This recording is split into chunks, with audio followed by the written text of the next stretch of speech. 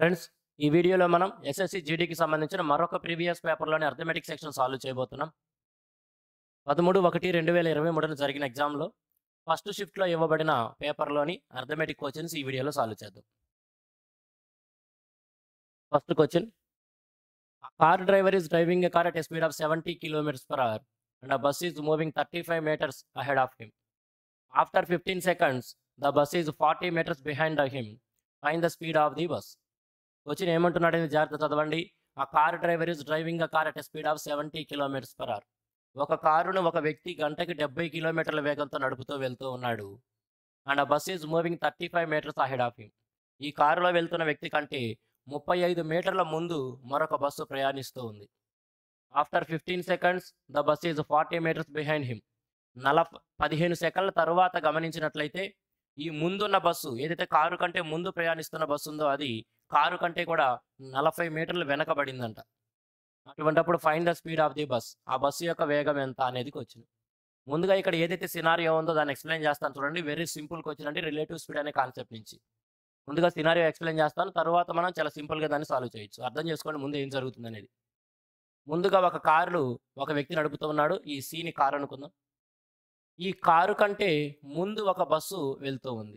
ఒక ఇన్‌స్టాంట్‌లో చూసినప్పుడు కారులో వెళ్తున్న వ్యక్తి 70 కిలోమీటర్స్ పర్ అవర్ వేగంతో వెళ్తున్నాడు. ఆ కారు కంటే కూడా 35 మీటర్ల ముందు మరొక బస్సు ప్రయాణిస్తూ ఉంది. ఈ ఇన్‌స్టాంట్ నుంచి 15 సెకన్ల తర్వాత గమనించినట్లయితే, అంటే ఏది సమయంలో అయితే ఈ విధంగా గమనించారో ఇక్కడి నుంచి ఒక 15 సెకన్ల సమయం గడిచిన తర్వాత చూస్తే ఈ కారు అనేది బస్సుని దాటి వెళ్ళిపోయింది.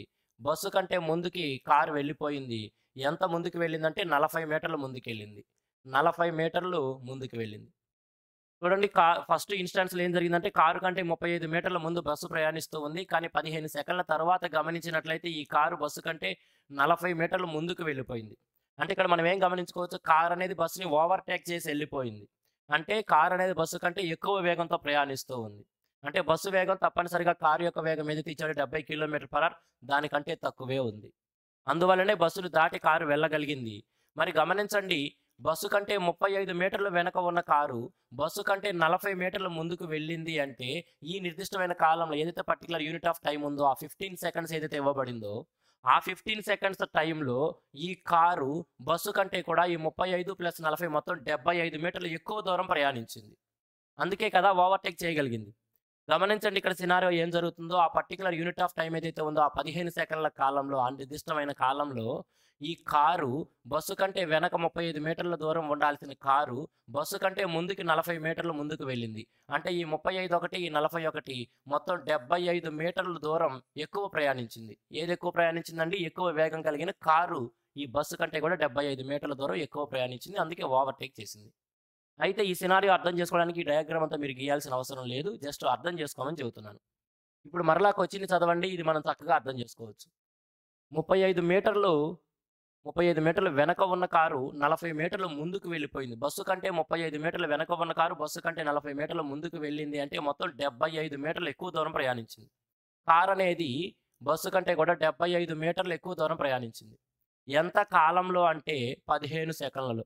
ఎంత కాలంలో అండి? 15 సెకన్లలో. కాబట్టి ఈ 75 మీటర్లు ఎక్కువ దూరం ప్రయాణిస్తానికి దానికి పట్టిన కాలం ఎంత? 15 సెకన్లు. గమనించండి, పైన మనం రాసింది డిస్టెన్స్ అండి. కింద మనం రాసింది ఏందండి? టైము. డిస్టెన్స్ బై టైం వల్ల మనకేమొస్తుంది? స్పీడ్ వస్తుంది. కానీ ఇక్కడ ఏం గమనిస్తున్నాం, మనకి స్పీడ్ వస్తుందంటే స్పీడ్ రాదు. రిలేటివ్ స్పీడ్ వస్తుందండి. ఎందుకంటే ఈ 75 మీటర్ల దూరం అది ప్రయాణించిన దూరం కాదు. బస్సు కంటే కూడా ఎక్కువ దూరం ప్రయాణించింది. ఒక పర్టిక్యులర్ యూనిట్ ఆఫ్ టైమ్‌లో వేగంగా ప్రయాణించే వస్తువు స్లోగా ప్రయాణించే దానికంటే ఎంత ఎక్కువ దూరం ప్రయాణిస్తుందో దాన్ని ఏమంటాం? Relative distance. ఆ డిస్టెన్స్ రాసాం. ఆ పర్టిక్యులర్ యూనిట్ ఆఫ్ టైమ్ ఏదైతే ఉందో అది రిలేటివ్ టైమ్ అనమాట. మరి relative distance by relative time మనకేమొస్తుంది? రిలేటివ్ స్పీడే వస్తుంది. Relative speed with respect to bus and car. ఈ బస్సు మరియు కారు 2 ఏవైతే ఉన్నాయో వాటి యొక్క రిలేటివ్ స్పీడ్, తెలుగులో సాపేక్ష వేగం అంటారు. 75 మీటర్ పర్ సెకండ్ అండి. మీటర్ పర్ సెకండ్‌లో ఉంది. కానీ మనకి దేంట్లో చెప్పమంటున్నాడు? కిలోమీటర్ పర్ అవర్‌లో ఆన్సర్ కావాలి. మరి మీటర్ పర్ సెకండ్‌లో ఉన్నదాన్ని కిలోమీటర్ పర్ అవర్‌లోకి మారుస్తానికి ఏం చేస్తాం మనం? ఇంటూ 18/5. ఇప్పుడు ఎక్కడికి మారిందండి? ఇప్పుడు కిలోమీటర్ పర్ అవర్‌లోకి మారింది. ఇప్పుడు దేనిలోకి మారిందండి? Kilometre per అవర్‌లోకి. అయినప్పటికీ మనకు వస్తుంది ఏంది? రిలేటివ్ స్పీడ్ మాత్రమే వస్తుంది. మనకి ఇక్కడ రిలేటివ్ స్పీడే వస్తుంది. డైరెక్ట్‌గా బస్సుకి గాని, కారుకి గాని వేగం కాదు. Relative speed. ఆ రెండిటి యొక్క సాపేక్ష వేగం వస్తుంది. సరే ఇప్పుడైతే కిలోమీటర్ పర్ అవర్లోకి వచ్చింది. సింప్లిఫై చేస్తే మనకి రిలేటివ్ స్పీడ్ వస్తుంది. ఏమొస్తుందండి? 15 5 75 కాబట్టి తీసేస్తే రిలేటివ్ స్పీడ్ అంతా 18. రిలేటివ్ స్పీడ్ అంతా 18 అంటే వేగంగా వెళ్ళే వస్తువు ఏదైతే ఉందో అది కార్ అవ్వచ్చు, మనిషి అవ్వచ్చు ఏదైనా సరే. రిలేటివ్ స్పీడ్‌కి సంబంధించి కాన్సెప్ట్ ఏంది ఇక్కడ? రిలేటివ్ స్పీడ్ 18 అంటే వేగంగా ప్రయాణిస్తున్న వస్తువు, స్లోగా ప్రయాణిస్తున్న వస్తువు కంటే కూడా 18 ఎక్కువ వేగాన్ని కలిగి ఉంది అని ఆన్సర్. ఇక్కడ వేగంగా ప్రయాణిస్తుంది ఏందండి? కారు. స్లోగా వెళ్తుంది ఏంది? బస్సు. వాడు అడిగింది ఏంది? Speed of the bus. మరి బస్సు యొక్క స్పీడు ఎలా వచ్చిందండి మనకి? బస్సు యొక్క స్పీడ్ ఎలా ఉందని చెబుతున్నాడు? వేగంగా ప్రయాణిస్తున్న దానికంటే 18 కిలోమీటర్ పర్ అవర్ తక్కువ ఉంది అని తెలుస్తుంది. మరి వేగంగా వెళ్తుంది కారు. దాని యొక్క వేగం ఎంత? 70. దానికంటే కూడా బస్సు యొక్క వేగం 18 తక్కువ ఉంది. కాబట్టి 70లో నుంచి 18 తీసేస్తే మిగతా 52. అది కూడా దేంట్లో వచ్చిందంటే కిలోమీటర్ పర్ అవర్. ఎందుకంటే ఇక్కడ మనం ఆల్రెడీ 18/5తో మల్టిపుల్ చేసాం కాబట్టి డైరెక్ట్‌గా మనకి కిలోమీటర్ పర్ అవర్‌లోనే వస్తుంది. That is 52 kilometre per hour bus యొక్క వేగం. ఆప్షన్ సి అన్నమాట. చాలా మంచి క్వెషన్. రిలేటివ్ స్పీడ్ అనే కాన్సెప్ట్ నుంచి జాగ్రత్తగా ఆలోచించి చేస్తే సింగిల్ స్టెప్‌లో ఆన్సర్ వస్తుంది. Okay. Option C. Next one. In an election between A and B secured 16,200 votes and defeated A by 8% of the total votes. If there are no invalid votes, what is the difference in votes between A and B? In an election between A and B, A మరియు B అనే ఇద్దరు వ్యక్తుల మధ్య ఒక ఎన్నిక జరిగింది, ఒక election జరిగింది. B secured 16,200 votes. B అనే వ్యక్తికి మొత్తం 16,200 ఓట్లు వచ్చాయి. And defeated A by 8% of the total oats. మరియు ఈ బి అనే వ్యక్తి ఏ అనే వ్యక్తిని మొత్తం ఓట్లలో 8% ఓట్ల తేడాతో ఓడించాడు. ఇక్కడ అర్థం చేసుకోండి, మొత్తం ఏ బి అనే ఇద్దరు వ్యక్తుల మధ్య ఎలక్షన్ జరిగింది. దానిలో బి అనే వ్యక్తికి 16,200 ఓట్లు వచ్చినాయని చెబుతున్నాడు. మరియు ఇతను ఏని ఓడించాడు అంటే బి గెలిచాడని మనం అర్థం చేసుకోవాలి. మరియు వాళ్ళిద్దరి మధ్య మార్జిన్ ఏదైతే ఉందో అంటే ఈ బి అనే గెలిచిన వ్యక్తి ఏ అనే ఓడిపోయిన వ్యక్తిని ఎంత మార్జిన్తో ఓడించాడు అంటే 8% ఆఫ్ ది టోటల్ ఓట్స్. మొత్తం ఓట్లు ఏవైతే ఉన్నాయో దాంట్లో 8% ఓట్ల తేడాతో ఈ బి అనే వ్యక్తి ఏని ఓడించాడు. If there are no invalid votes, అక్కడ చెల్లని ఓట్లు ఏమీ లేవంట. అంటే ఎవరైతే ఓటు వేశారో అన్ని ఓట్లు చెల్లినవి, చెల్లని ఓట్లు ఏమీ లేవు. What is the difference in votes between A and B? మరి ఏ మరియు బి ఇద్దరికి వచ్చిన ఓట్ల మధ్య భేదం ఎంత అంటున్నాడు. ఇద్దరికి వచ్చిన ఓట్ల మధ్య భేదం అన్నా లేదా వాళ్ళ యొక్క మెజారిటీ అన్నా ఒకటే కదండి. ఎవరైతే ఇద్దరే క్యాండిడేట్స్ ఉన్నాడు, ఒకరికి కొన్ని ఓట్లు వచ్చినాయి, మరొక కొన్ని ఓట్లు వచ్చినాయి. వాళ్ళిద్దరిలో ఒక వ్యక్తి గెలిస్తే ఆ ఇద్దరి మధ్య డిఫరెన్స్ ఏదైతే ఉంటుందో ఓట్ల సంఖ్యలో డిఫరెన్స్, అదే వాళ్ళిద్దరి యొక్క మెజారిటీ అవుతుంది, గెలిచిన వ్యక్తి యొక్క మెజారిటీ అవుతుంది. కాబట్టి ఇక్కడ votes, the difference in the votes between A and B అని అడిగినా క్వశ్చన్, లేదా బి గెలిచాడు కాబట్టి బి యొక్క మెజారిటీ ఎంత అని అడిగినా ఒకటే అవుతుంది. క్వశ్చన్ రెండు విధాలు ఏదైనా అడగచ్చు. సరే అర్థం చేసుకోండి, వెరీ సింపుల్గా చెప్పొచ్చు. ఏ బి ఇద్దరే ఉన్నారండి క్యాండిడేట్స్, ఏ మరియు బి ఇద్దరే ఉన్నారు. ఈ బి అనే వ్యక్తి ఏని 8% ఓట్ల తేడాతో ఓడించాడు అంటున్నాడు. మొత్తం 100% అక్కడ ఓట్లు ఉన్నాయి. ఎందుకంటే ఇక్కడ there is no invalid votes అన్నాడు. అక్కడ there are no invalid votes, అక్కడ చెల్లని ఓట్లు ఏమీ లేవు అంటే మొత్తం చెల్లినాయి. అంటే 100% ఏవైతే పోలేనియో అన్నీ చెల్లినాయి. 100%లో 8% డిఫరెన్స్ వాళ్ళిద్దరి మధ్య ఉంది అంటే ఒకవేళ ఆ 8% డిఫరెన్స్ లేకపోయి ఉంటే వాళ్ళిద్దరు సమానం అయ్యి ఉండేవాళ్ళు. ఇప్పుడు 100%లో 8% డిఫరెన్స్ లేకపోయి ఉంటే ఎంత ఉండేది? 92% మాత్రమే ఉండేవి. ఆ 92% ఇద్దరికి సమానంగా పంచితే ఏమవుతుంది? 92% ఇద్దరికి సమానంగా పంచితే వీడి కూడా 46%, బి కూడా 46% వస్తాయి. కానీ బి అనే వ్యక్తి 8% అధికం ఓట్లు పొందాడు, అందుకే గెలిచాడు. కాబట్టి బికి మొత్తం ఏమొచ్చింది? 46% ప్లస్ 8% ఎక్స్ట్రా వచ్చింది, లేదా వాడి యొక్క మెజారిటీ. ఇప్పుడు చూడండి మొత్తం సరిపోయినాయి. అంటే ఏకి మొత్తం ఓట్లలో 46% వచ్చినాయి, బికి ఏమో మొత్తం ఓట్లలో 54% వచ్చింది. వాడేమంటున్నాడు? బికి వచ్చిన ఓట్లు మొత్తం 16,200. అటువంటిప్పుడు వాళ్ళిద్దరి మధ్య డిఫరెన్స్ ఎంత అని అడుగుతున్నాడు. బికి మొత్తం ఎంత శాతం ఓట్లు వచ్చినాయండి? పర్సంటేజ్ పరంగా చూస్తే బికి 46% ప్లస్ 8% మొత్తం 54% ఓట్లు వచ్చినాయి. అంటే ఈ 54% వాల్యూ ఇచ్చాడు. 54% వాల్యూ ఎంతగా ఇవ్వబడింది? 16,200. 16,200. వాళ్ళిద్దరి మధ్య డిఫరెన్స్ అడుగుతున్నాడు. వాళ్ళిద్దరి మధ్య డిఫరెన్స్ ఏంటంటే ఈ మెజారిటీనే కదా, 8%. కాబట్టి ఆ 8% వాల్యూ మనకు కావాలి. 54% వాల్యూ అంత అయితే కనుక 8% ఎంత? 54 మూడులే కదండి, 162. కాబట్టి 8 మూళ్ళు మనం తీసుకోవచ్చు, 24. ఎక్కడైతే 2 సున్నాలు పక్కన ఉన్నాయి కాబట్టి ఇక్కడికి 2 సున్నాలు పక్కనతో తగిలించేయండి. That is 2400. Option A. Okay, 42 దానికి ఆప్షన్ ఏ. వెరీ సింపుల్గా చెప్పొచ్చు. పర్సంటేజ్ నుంచి ఎలక్షన్ టైప్ క్వశ్చన్ అనమాట.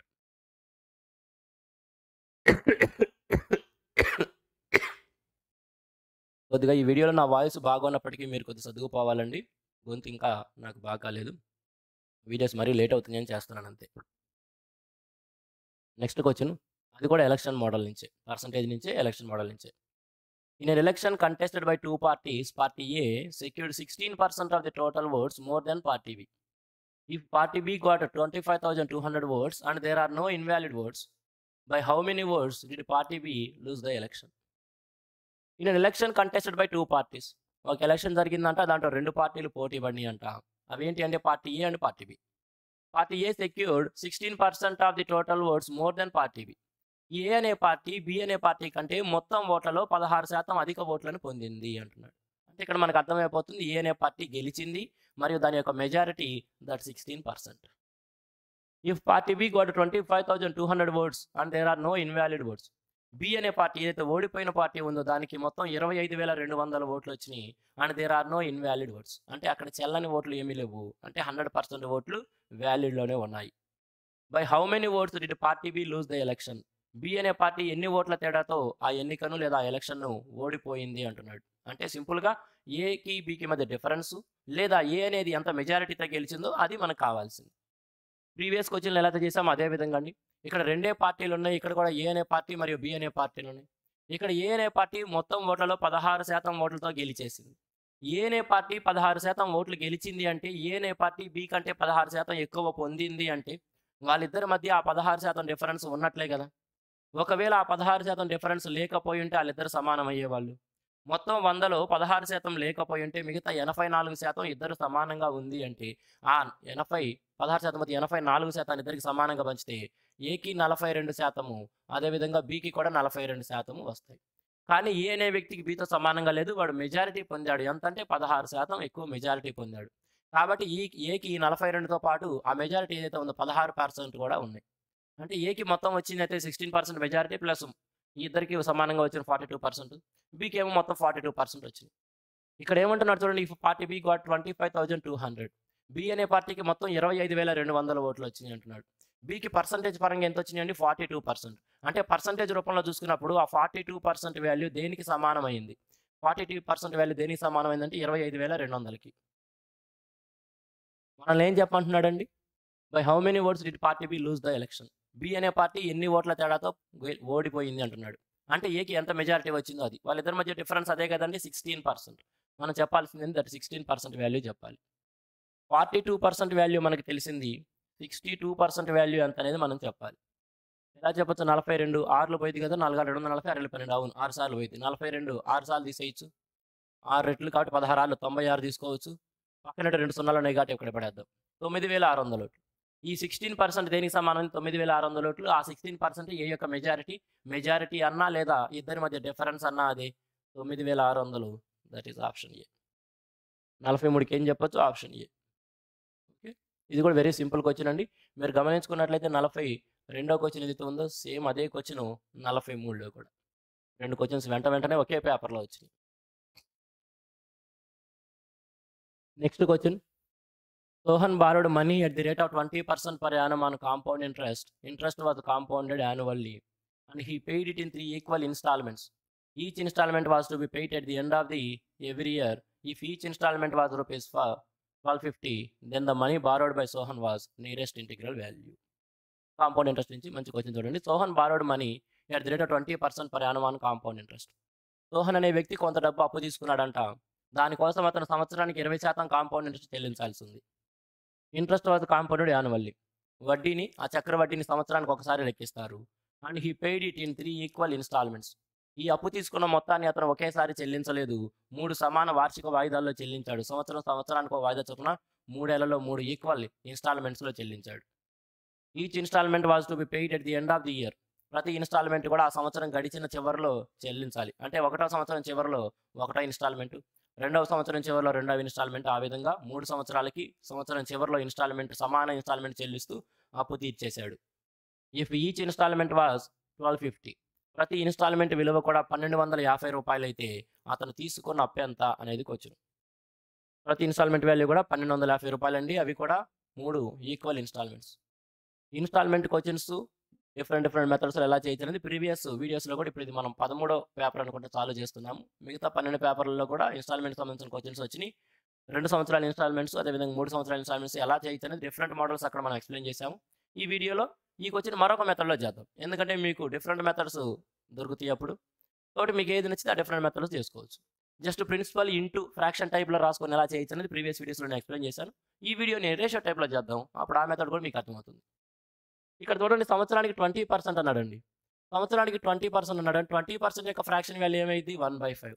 అంటే అర్థం ఏందంటే రూ. 5 అప్పుకి రూ. 1 వడ్డీ చేరుతుంది కాబట్టి ఎలా మారుతుందని అర్థం చేసుకోవచ్చు మనం. ఎలా మారుతుందని అర్థం చేసుకోవచ్చు. 5 అనేది 6గా మారుతుంది. ప్రతి సంవత్సరానికి కూడా అప్పు అనేది 6గా మారుతుంది. అలా 3 సంవత్సరాలు కాబట్టి ఫస్ట్ సంవత్సరం 5 అనేది 6గా మారుతుంది. రెండవ సంవత్సరం ఏమవుతుంది? రెండో సైకిల్ కదండీ 5 స్క్వేర్ 6 స్క్వేర్‌గా మారిద్ది. రెండవ సైకిల్ కాబట్టి 5 స్క్వేర్ 6 స్క్వేర్‌గా మారిద్ది. అంటే 25 అనేది 36గా మారుతుంది. మరి మూడవ సైకిల్‌కి ఏమవుతుంది? 5 క్యూబ్ 6 క్యూబ్‌గా మారుతుంది. మూడో సంవత్సరం అంటే మూడో సైకిల్ 5 క్యూబ్ 6 క్యూబ్‌గా మారిద్ది. 5 క్యూబ్ అంటే 125 ఎలా మారిద్ది? 6 క్యూబ్ అంటే 216గా మారిద్ది. కానీ ఏమన్నాడు? ప్రతి సంవత్సరం కూడా ఈక్వల్ ఇన్‌స్టాల్‌మెంట్స్ 3 ఈక్వల్ ఇన్‌స్టాల్‌మెంట్స్ ప్రతి సంవత్సరం కూడా ఇన్‌స్టాల్‌మెంట్ సమానంగా చెల్లించాడంట. మరి ఇక్కడ ఇన్‌స్టాల్‌మెంట్స్ 6, 36, 216 అని డిఫరెంట్‌గా ఉన్నాయి కదా! మరి అవన్నీ కూడా సమానం అవ్వాలంటే ఏం చేయాలి మనం? ముందుగా ఈ మూడిటి టర్మ్స్‌ని సమానం చేసుకోవడానికి ట్రై చేయాలి. ఇక్కడ 216 ఉంది. 36 ఉంది. 216గా మారాలంటే ఏం చేయాలి? ఇంటూ 6 పెట్టాలి. ఈ 2 రేషియో అండి. రేషియోలో ఏ మార్పు చేసినా 2 టర్మ్స్ మీద చేయాలి. కాబట్టి 36ని 6తో మల్టిపుల్ చేసినట్టే ఇటు ఉన్న 25ని కూడా మనం 6తో మల్టిపుల్ చేసుకోవాలి. అదేవిధంగా ఇక్కడ 6 ఉంది. 216గా మారాలంటే ఏం చేయాలి మనం? 36తో మల్టిపుల్ చేయాలి. కాబట్టి ఇటువైపు 36తో మల్టిపుల్ చేసి ఇటువైపు 5ని కూడా మనం 36తో మల్టిపుల్ చేసుకోవాలి. కాబట్టి ఇటువైపు ఈ టోటల్ మొత్తం తీసుకుంటే మన టోటల్ ప్రిన్సిపల్ అప్పు తీసుకున్నది అవుతుంది. ఇటువైపు ప్రతి టర్మ్ 216గానే ఉంది కాబట్టి ఈచ్ ఇన్‌స్టాల్‌మెంట్ అది సమానం అన్నమాట. ఇప్పుడు టోటల్ ప్రిన్సిపల్ తీసుకుంటే గనక మనం తీసుకున్న అప్పు ఏదైతే ఉందో చూస్తే 36 5లు. ఒకేసారి ఇక్కడ వాల్యూ తీసుకుందాం. ఓకే. 36 5లు.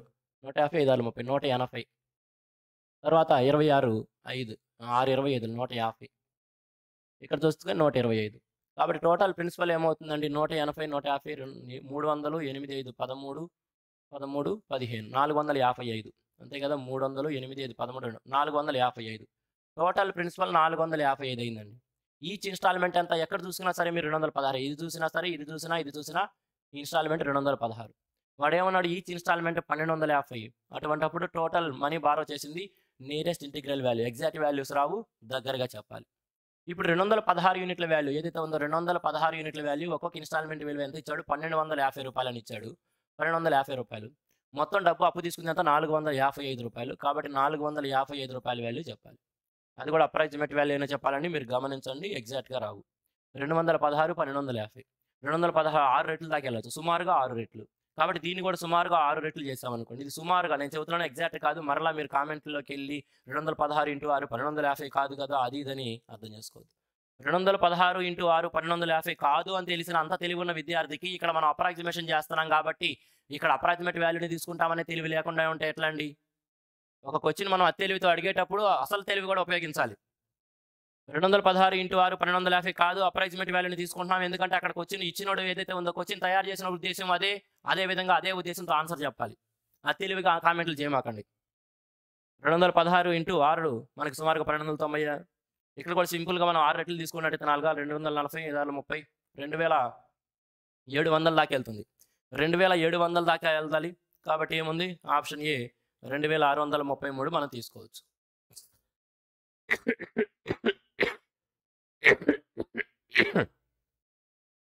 సింపుల్‌గా గమనించండి 6 టైమ్స్ వెళ్తున్నాం. అదేవిధంగా ఇక్కడ కూడా మనం 6 టైమ్స్ వెళ్ళాము. కాబట్టి 2400 56 300 కాబట్టి 2700 దాకా వెళ్తుంది సుమారుగా.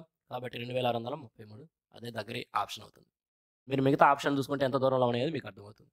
కాబట్టి 44కి క్వెషన్ ఇచ్చినోడి యొక్క ఉద్దేశం ఏదైతే ఉందో మనం కూడా అదే విధంగా అప్రాక్సిమేట్‌గానే వెళ్ళాలి. ఆప్షన్ ఏ మన ఆన్సర్ అవుతుంది. గుర్తుంచుకోండి.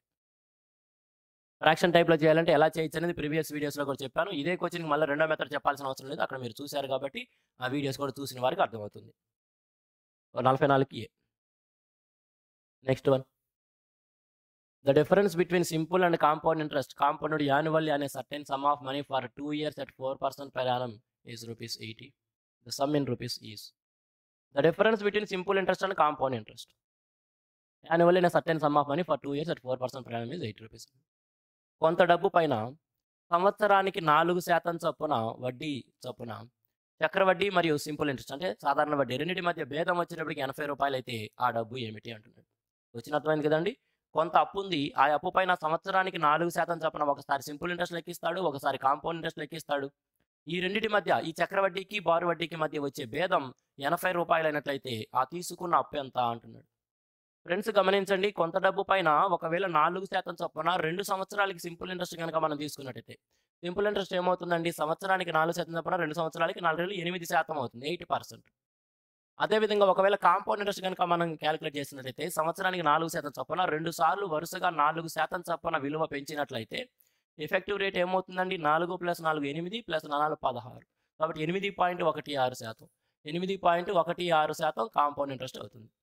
అదే డబ్బు పైన సంవత్సరానికి 4% చొప్పున సింపుల్ ఇంట్రెస్ట్ ఏమో 8% అయింది. కాంపౌండ్ ఇంట్రెస్ట్ ఏమో 8.16% అయింది. మరి రెండిటి మధ్య డిఫరెన్స్ ఎంతండి? ఈ రెండిటి మధ్య డిఫరెన్స్ ఎంతుందండి? డిఫరెన్స్ ఎంతుంది అంటే ఇదేమో 8%, అది 8.16%. కాబట్టి ఏం చెప్పొచ్చు? 0.16%. ఆ డిఫరెన్స్ దేనికి సమానం అని ఇచ్చాడండి? రూ. 80కి.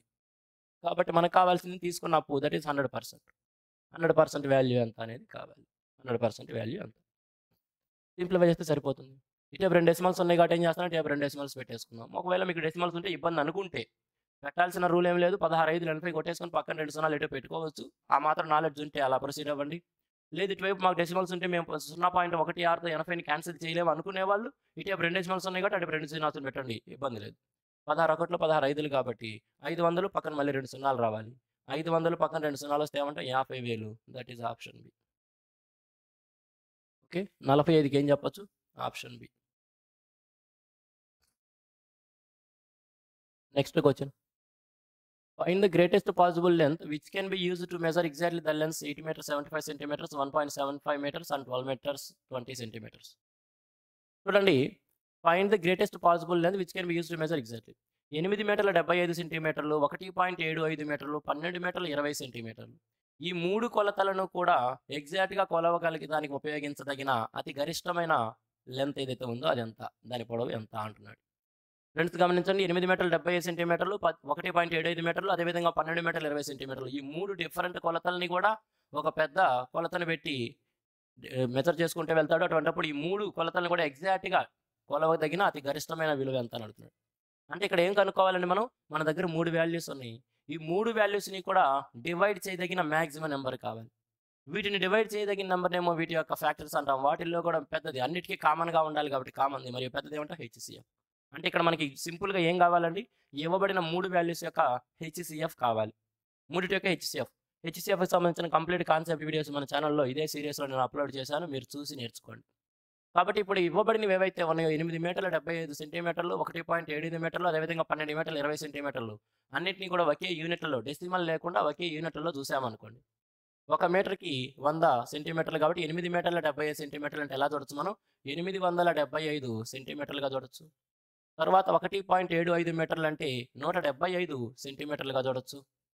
అదేవిధంగా తరువాత ఇచ్చిన దాన్ని 12 మీటర్ల 20 సెంటీమీటర్లు అనే దాన్ని 1220 సెంటీమీటర్లుగా చూడొచ్చు. 1220 సెంటీమీటర్లు.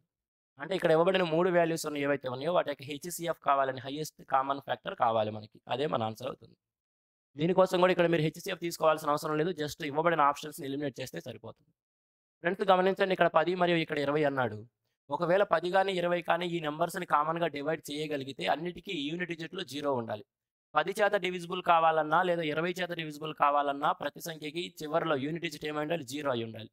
ఇక్కడ ఈ రెండిటికి యూనిట్ డిజిట్ 0 లేదు కాబట్టి ఈ 10 గాని, 20 గాని ఆ 2 సంఖ్యలను డివైడ్ చేయవు అనేది అర్థమైపోతుంది. ఆ 2 మన ఆన్సర్‌లు కాదు. ఇక మిగిలింది ఏంది? 5 సెంటీమీటర్స్ అండ్ 15 సెంటీమీటర్స్ మాత్రమే. మనకేం కావాలి? మాక్సిమంది కావాలి. Find the greatest possible length కావాలి కాబట్టి ఈ రెండిట్లో ఏదైతే మాక్సిమం ఉందో 15 దాని మీద ముందు దృష్టి పెడదాం. ఎందుకంటే ముందు 5 మీద దృష్టి పెడతలేదు. ఎందుకంటే 5 అనేది ఖచ్చితంగా అన్నిటిని డివైడ్ చేసిద్ది. అప్పుడు మీరు ఆన్సర్‌ని తప్పుగా తీసుకునే అవకాశం ఉంటుంది కొన్ని సందర్భాల్లో. కాబట్టి ఎప్పుడైతే సరే గ్రేటెస్ట్ నెంబర్ అడిగినప్పుడు మిగిలిన రెండిట్లో పెద్దదేదో ముందు దాని మీద దృష్టి పెట్టాలి. మిగిలిన రెండిట్లో 15 పెద్దది కాబట్టి దాని మీద దృష్టి పెడతా. ఒకవేళ ఆ 15 ఈ మూడిటిని కూడా కామన్‌గా డివైడ్ చేస్తే అది మన ఆన్సర్ అవుతుంది. ఒకవేళ 15 అనేది ఈ మూడిటిని కామన్‌గా డివైడ్ చేయలేకపోతే అప్పుడు 5 మన ఆన్సర్ అవుతుంది. ఇప్పుడు 15 తీసుకున్నామనుకోండి. మధ్యలో 170 ఇచ్చిన నెంబర్ దాని మీద దృష్టి పెడదాం. 15 ఒకటిలో 15 కొట్టేస్తే ఇంక 25 ఉంటుంది. అంటే 15 175ని కంప్లీట్‌గా డివిజిబుల్ చేయటం లేదు. అన్ని నంబర్స్‌ని డివిజిబుల్ చేయాలి కాబట్టి ఆప్షన్ డి కూడా మన ఆన్సర్ కాదు అని చెప్పేయొచ్చు. కేవలం ఆప్షన్ ఏ 5 సెంటీమీటర్స్ మాత్రమే మన ఆన్సర్ అవుతుంది. 46కి A. Next one. A retailer purchased some goods for rupees 1280 and he sold one third at a loss of 15%. At what gain percent should the remaining be sold so as to gain 15% on the whole transaction? A retailer purchased some goods. ఒక retailer ఎవరైతే ఉన్నారో అతను కొన్ని వస్తువులను కొనుక్కున్నాడంట. For rupees 1280 మొత్తం 1280 రూపాయలకి అతను కొన్ని వస్తువులు కొన్నాడు. And he sold one third at a loss of 15%. ఆ వస్తువుల్లో 1/3 వంతును అతను 15% నష్టానికి అమ్మాడు. At what gain person should the remaining be sold so as to gain 15% on the whole transaction. ఈ 1/3 వంతుని 15% నష్టానికి అమ్మేశాడు కదా. ఇక మిగిలిన భాగం ఏదైతే ఉందో దానిని ఎంత శాతం లాభానికి గనుక అమ్మితే మొత్తం సరుకు మీద అతనికి 15% లాభం ఉంటుంది అంటున్నాడు క్వశ్చన్. జాగ్రత్తగా అర్థం చేసుకోండి. ప్రాఫిట్ లాస్ నుంచి మంచి క్వశ్చన్. మొత్తం కొన్ని వస్తువులు కొన్నాడు, అవి ఎన్నో మనకు అనవసరం. మొత్తం ఖర్చు పెట్టింది 1280 రూపాయలు. అది కూడా మనం వాడుకోం. ఆ డబ్బును కూడా మనం ఏం వాడుకోవాల్సిన అవసరం లేదు ఆన్సర్ చెప్పడానికి. ఎందుకంటే మనకు ఆన్సర్ పర్సెంటేజ్‌లోనే కావాలి. కాబట్టి ఎన్ని వస్తువులు కొన్నాడు, వాటి యొక్క ధర ఎంత అనేది కూడా మనకు అనవసరం. ఎప్పుడైనా సరే లెక్క చేస్తున్నాము అంటే మనకి ఏదైతే ఇన్ఫర్మేషన్ ఎంతవరకు అవసరమో అదే వాడుకోవాలి. మిగతా ఇన్ఫర్మేషన్ మనం వాడుకోకూడదు. ఇక్కడ ఎన్ని వస్తువులు కొన్నాడు మనకు అనవసరం. ఒక్కొక్క దాని యొక్క ధర లేదా మొత్తం ఎంత ఖర్చు పెట్టాడు మనకు అనవసరం. కేవలం మనకేం కావాలంటే దాంట్లో 1/3 వంతుని 15% నష్టానికి అమ్మాడు. మిగతా 2/3 వంతు అది మనమే తీసుకోవాలి. 1/3 వంతు పోయిందంటే మిగతా 2/3 వంతు. దానిని ఎంత శాతం లాభానికి అమ్మితే గనుక మొత్తం సరుకు మీద అతనికి 15% లాభం ఉంటుంది అనేది క్వశ్చన్. కాబట్టి దీన్ని డీవియేషన్ ద్వారా చేయొచ్చు, ఫ్రాక్షన్ టైప్‌లోనే చేయొచ్చు. రెండూ చూపిస్తాను చూడండి. ముందుగా 1/3 వంతుని. 1/3 వంతుని అంటే 1/3 అర్థం చేసుకోండి. అంటే మొత్తం సరుకు 3 అయితే దాంట్లో ఒక పార్ట్‌ని. మొత్తం సరుకు 3లో ఒక పార్ట్ అయిపోతే ఇంకెన్ని ఉంటాయండి? 2 పార్ట్స్ ఉంటాయి. కాబట్టి ఒక పార్ట్ మరియు 2 యూనిట్లు 2 పార్ట్స్‌గా తీసుకుందాం. ఒక పార్ట్‌ని 1/3 వంతుని 15% నష్టానికి అమ్మాడు. నష్టం కాబట్టి నెగెటివ్‌తో ఇండికేట్ చేస్తున్నాను 15%. అదేవిధంగా దీనిని ఎంతకు అమ్మాడో మనకు తెలవదు. ఎంతకు అమ్మాలో మనమే చెప్పాలి. మొత్తం మీద చూసినప్పుడు అతనికి ఎంత రావాలంటున్నాడు? 15% గెయిన్ కావాలంటున్నాడు. 15% గెయిన్. 15% ప్లస్ పెట్టినా ఒకటే, పెట్టకపోయినా ఒకటే. కాబట్టి ఏమి రిప్రజెంట్ చేయట్లేదు. 15% గానే చూపిస్తున్నాను. మనం యావరేజ్‌లో ఏదైతే డీవియేషన్ మెథడ్ నేర్చుకుంటామో, మెథడ్ ఆఫ్ డీవియేషన్ దాని ద్వారా సింపుల్‌గా చెప్పొచ్చు. ఇక్కడ వాడు ఎక్స్‌పెక్ట్ చేస్తుంది 15% ప్రాఫిట్ అండి. ఇక్కడ ఎక్స్‌పెక్ట్ చేస్తుంది 15% ప్రాఫిట్ కాబట్టి ఇది 15% ప్రాఫిట్. ఈ పార్ట్‌లో 15% ప్రాఫిట్‌కి అమ్మినట్లయితే మొత్తం మీద కూడా 15% ప్రాఫిట్ వచ్చుండేది. కానీ ఇక్కడ 15% ప్రాఫిట్ ఎక్స్‌పెక్ట్ చేస్తా ఇక్కడ 15% లాస్‌కి అమ్మాడు. కాబట్టి వాడు ఎక్స్‌పెక్ట్ చేస్తున్నది వాడు ఎక్స్‌పెక్ట్ చేస్తున్న ప్రాఫిట్ కంటే కూడా 15% నష్టం అనేది ఎంత డిఫరెన్స్ ఉందండి? 30 డిఫరెన్స్ ఉంది. అర్థం చేసుకోండి. 15% లాభం నుంచి 15% నష్టానికి వెళ్ళాడంటే 30 డిఫరెన్స్ ఉందంటే 30 లోటయింది. ఈ ఒక యూనిట్ అనేది 30% నష్టాన్ని చేకూర్చింది కాబట్టి ఆ నష్టాన్ని భరించి లాభంలోకి తీసుకురావాల్సిన బాధ్యత ఎవరి మీద అంటే ఈ 2 వస్తువుల పైన. ఈ 2 నిజానికి ఎంత ఎక్స్‌పెక్ట్ నిజానికి 15% లాభానికి అమ్మాలి అని ఎక్స్‌పెక్ట్ చేస్తుంది. అవి ఎక్స్‌పెక్టేషన్ ఎంత ఉందండి? 15% లాభానికి అమ్మాలి. కానీ ఇవి 15% లాభానికి అమ్మడంతో పాటు ఇక్కడ ఏదైతే నష్టం వస్తుందో ఆ నష్టాన్ని కూడా భరించాల్సిన బాధ్యత ఈ రెండిటి మీదే ఉంది. అంటే అవి నిజానికి అమ్మాల్సిన 15తో పాటు ఏదైతే నష్టం వచ్చిందో 15 ప్లస్ నుంచి 15 మైనస్‌కి వెళ్ళాడు కాబట్టి 30 నష్టం. ఆ నష్టాన్ని కూడా భరించాలి. యావరేజ్‌లో ప్రాఫిట్ నష్టాన్నైనా, లాభాన్నైనా, ప్రాఫిట్‌నైనా, లాస్‌నైనా ఉన్న అందరు వ్యక్తులు సమానంగా భరించాలి. కాబట్టి 30ని కూడా అందరూ సమాన వ్యక్తిగా భరించాలంటే ఇక్కడ ఉంది ఎంత? 2 వస్తువులు. కాబట్టి ఆ 2 వస్తువులు సమానంగా భరించాలి కాబట్టి 30ని 2తో భాగించుకోవచ్చు. కాబట్టి ఇప్పుడు ఏం చెప్పొచ్చండి? 30/2 అంటే 15 ఇదో 15 కాబట్టి ఏం చెప్పొచ్చు? 30%. అంటే మిగతా 2 వస్తువులు 30% లాభానికి గనుక అమ్మినట్లయితే మొత్తం మీద అతనికి అనుకున్నట్లు 15% లాభం వచ్చుండేది. 30% ఇక్కడ ఆప్షన్ డి మన ఆన్సర్ అవుతుంది. ఈ విధంగా యావరేజ్‌లో మనం నేర్చుకునే మెథడ్ ఆఫ్ డీవియేషన్ ద్వారా ఈజీగా ఆన్సర్ చెప్పొచ్చు. లేదు ఫ్రాక్షన్ టైప్‌లో చెప్పాలనుకుంటే 1/3 వంతుని 15% నష్టానికి అమ్మాడు. 1/3 వంతు 15% నష్టం కాబట్టి మైనస్ పెడుతున్నాను. ఓకే. 15 రిప్రజెంట్ చేస్తున్నాను. ఇక మిగిలింది ఎన్నుంటదండి? 2/3 వంతు. దాన్ని ఎంతో కొంత ప్రాఫిట్‌కి అమ్మాలి. అప్పుడు ఓవరాల్‌గా వాడికి రావాలని కోరుకుంటుంది ఎంత? 15% ప్రాఫిట్ 15. ఇక్కడి నుంచి అయినా సరే మనం సింపుల్‌గా ఆన్సర్ తీసుకోవచ్చండి. ఈ విధంగా సింగిల్ స్టెప్‌లో అయినా సరే ఆన్సర్ తీసుకోవచ్చు. 3 1లు 3 5లు. ఇదేందండి? Negative value 5. ఈ నెగెటివ్ వాల్యూ 5 అటు ఎళ్తే ఏమవుతుంది? +5 అవుతుంది. కాబట్టి 15కి 5 కొడితే 20 అవుతుంది. అర్థమవుతుంది కదా? 15కి 5 కొడితే ఏమవుతుంది? 20 అవుతుంది. అంటే ఎలా చూడొచ్చు మనం? 2/3 of the p is equal to 20 అనమాట. 2 1లు 2 10లండి. అంటే p ఈజ్ ఈక్వల్ టు ఏం చెప్పొచ్చు? 3 × 10 that is p is equal to 30 అనమాట. 30% ప్రాఫిట్ కమ్మినట్టయితే సరిపోయేది. That is option. ఈ విధంగా ఫ్రాక్షన్ టైప్‌లోనే చేసుకోవచ్చు. లేదా యావరేజ్‌లోని మెథడ్ ఆఫ్ డీవియేషన్ ద్వారానే చేయొచ్చు. ఏది చేసినా సింపుల్‌గానే వస్తుంది. 30% is the required answer. Next question. A boat speed in still water is 9 km/h while the stream speed is 1.5 km/h. A man rose to a location 105 kilometers away and then returns to the starting point. The total time taken by him is a boat speed in still water is 9 kilometers per hour. నిశ్చల నీటిలో ఒక boat యొక్క వేగం 9 kilometre per hour. While the stream speed is 1.5 kilometres per hour. మరియు ఆ stream ఏదైతే ఉందో అంటే ఆ ప్రవాహం ఏదైతే ఉందో నీటి ప్రవాహం దాని యొక్క వేగం గంటకి 1.5 కిలోమీటర్లు. A man rows to a location 105 kilometres away and then returns to the starting point. ఒక ప్రదేశం నుంచి 105 కిలోమీటర్ల దూరంలో ఉన్న ఒక ప్రదేశానికి ఒక వ్యక్తి వెళ్ళి మరలా తిరిగి వచ్చాడు. అటువంటప్పుడు the total time taken by him, ఈ మొత్తం ప్రయాణానికి అతనికి పట్టిన టైం సమయం ఎంత అనేది వచ్చింది. ఫ్రెండ్స్ గమనించండి, ఈ నీటిలో ఒక వ్యక్తి కొంత దూరం వెళ్ళి కొంత అదే దూరాన్ని మరలా వెనక్కి వచ్చాడు అంటే ఒకవైపు వెళ్ళేటప్పుడేమో ప్రవాహానికి అనుకూలంగా వెళ్తాడు, డౌన్ స్ట్రీమ్లో వెళ్తాడు. ఒకవైపు ప్రయాణం ప్రవాహానికి వ్యతిరేకంతో ఉంటుంది, అంటే అప్ స్ట్రీమ్ అవుతుంది. తప్పనిసరిగా నువ్వు ప్రయాణించిన దూరం ఏదనేది కాసేపు పక్కన పెట్టేది 105, 5, 25 అనేది ఆ సందర్భం. అక్కడ కాసేపు పక్కన పెడితే ఇర్రెస్పెక్టివ్ ఆఫ్ ది డిస్టెన్స్ ఈ ట్రావెల్డ్, ఒక సైడ్ మాత్రం ఖచ్చితంగా డౌన్ స్ట్రీమ్ అవుతుంది, ఒక సైడ్ మాత్రం ఖచ్చితంగా అప్ స్ట్రీమ్ అవుతుంది. వెళ్ళేటప్పుడు ఒకవేళ మనకు అనుకూలంగా ఉంటే వచ్చేటప్పుడు వ్యతిరేకంగా ఉంటుంది, ఒకవేళ వెళ్ళేటప్పుడు వ్యతిరేకంగా ఉంటే వచ్చేటప్పుడు అనుకూలంగా ఉంటుంది. ఎలా అయినా సరే ఆ ప్రయాణంలో ఒక భాగం మాత్రం డౌన్ స్ట్రీమ్తో, ఒక భాగం అప్ స్ట్రీమ్తో ప్రయాణిస్తాడు. వెళ్ళేటప్పుడు 105 స్పీడ్ వెళ్ళాడు, వచ్చేటప్పుడు 105 స్పీడే వచ్చాడు. ఒకవేళ వెళ్ళేటప్పుడు డౌన్ స్ట్రీమ్ అనుకుంటే అదే 105ని ఎంత వేగంతో వెళ్ళుంటాడు అంటే డౌన్ స్ట్రీమ్ వేగం ఏమవుతుంది, బోట్ యొక్క వేగము ప్లస్ బోట్ యొక్క వేగం 9 ప్లస్ స్ట్రీమ్ యొక్క వేగం 1.5 రెండు కలుసుకుంటాయి. వెళ్ళేటప్పుడు అనుకూలంగా ఉంటే రెండింటిని కలుపుకుంటాం. డౌన్ స్ట్రీమ్ స్పీడ్ ఏమైంది, boat plus stream that is 9 plus 1.5 10.5. వెళ్ళేటప్పుడు అనుకూలంగా ఉందనుకున్నాం కాబట్టి వచ్చేటప్పుడు ఏమైంది, రివర్స్లో దానికి ఏమవుతుంది, అప్ స్ట్రీమ్ అవుతుంది, అంటే వ్యతిరేక దిశ అవుతుంది. అప్పుడు కూడా ప్రయాణించిన దూరం మాత్రం 105, స్పీడ్ ఏమవుతుందంటే ఈసారి వ్యతిరేకంగా వస్తున్నప్పుడు రిలేటివ్ స్పీడ్ ఏమైంది -5. 9 9లో నుంచి 1.5 వెనక్కి నెడుతూ ఉంది కాబట్టి స్ట్రీమ్ మనల్ని 9లో నుంచి 1.5 తీసేస్తాము 7.5. అప్పుడు స్పీడ్ అంతా 7.5 అనమాట. కాబట్టి ఇక్కడ డిస్టెన్స్ బై స్పీడ్, ఇక్కడ డిస్టెన్స్ బై స్పీడ్, మొత్తం వెళ్ళేటప్పుడు ఎంత టైం పట్టింది, వచ్చేటప్పుడు ఎంత టైం పట్టింది, మొత్తం కలిపేస్తే మొత్తం ప్రయాణానికి పట్టిన సమయం. సింగిల్ స్టెప్లో అయిపోయింది లెక్క, అంతకు మించి ఏమి లేదు ఈ లెక్కలో.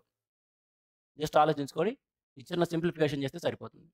105ని 10.5తో డివైడ్ చేస్తే కనుక ఇక్కడ ఎంత వస్తుందండి, 10 వస్తుంది. 10 105పై 7.5 ఉంది.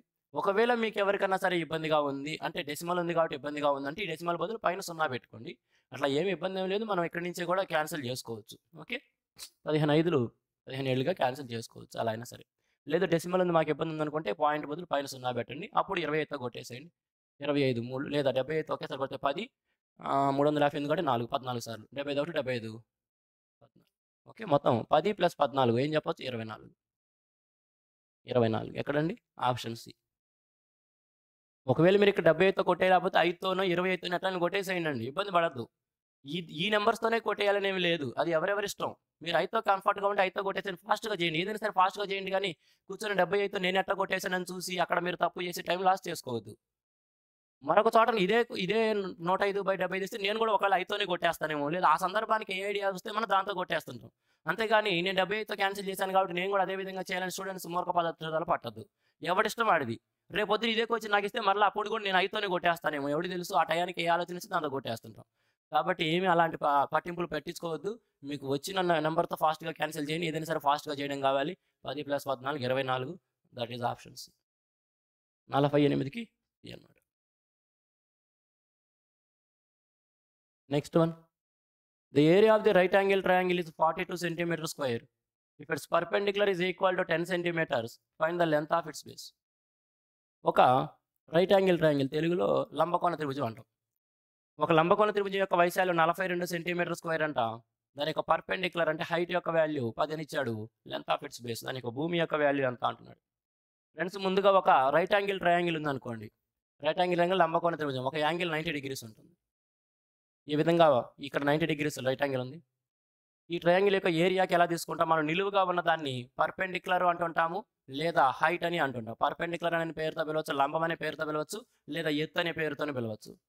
దీన్ని బేస్ అంటూ ఉంటాం. బేస్, పర్పెండిక్యులరు బేసు, లేదా హైటు బేస్ అనుకుంటే దీని యొక్క ఏరియా ఎలా వస్తుంది, సింపుల్ ఫార్ములా అంటే చిన్నప్పటి నుంచి మనం నేర్చుకుంటా ఉంటాం. దాని యొక్క వైశాల్యం area is equal to 1/2 into base into height, భూమి ఇంటూ ఎత్తు.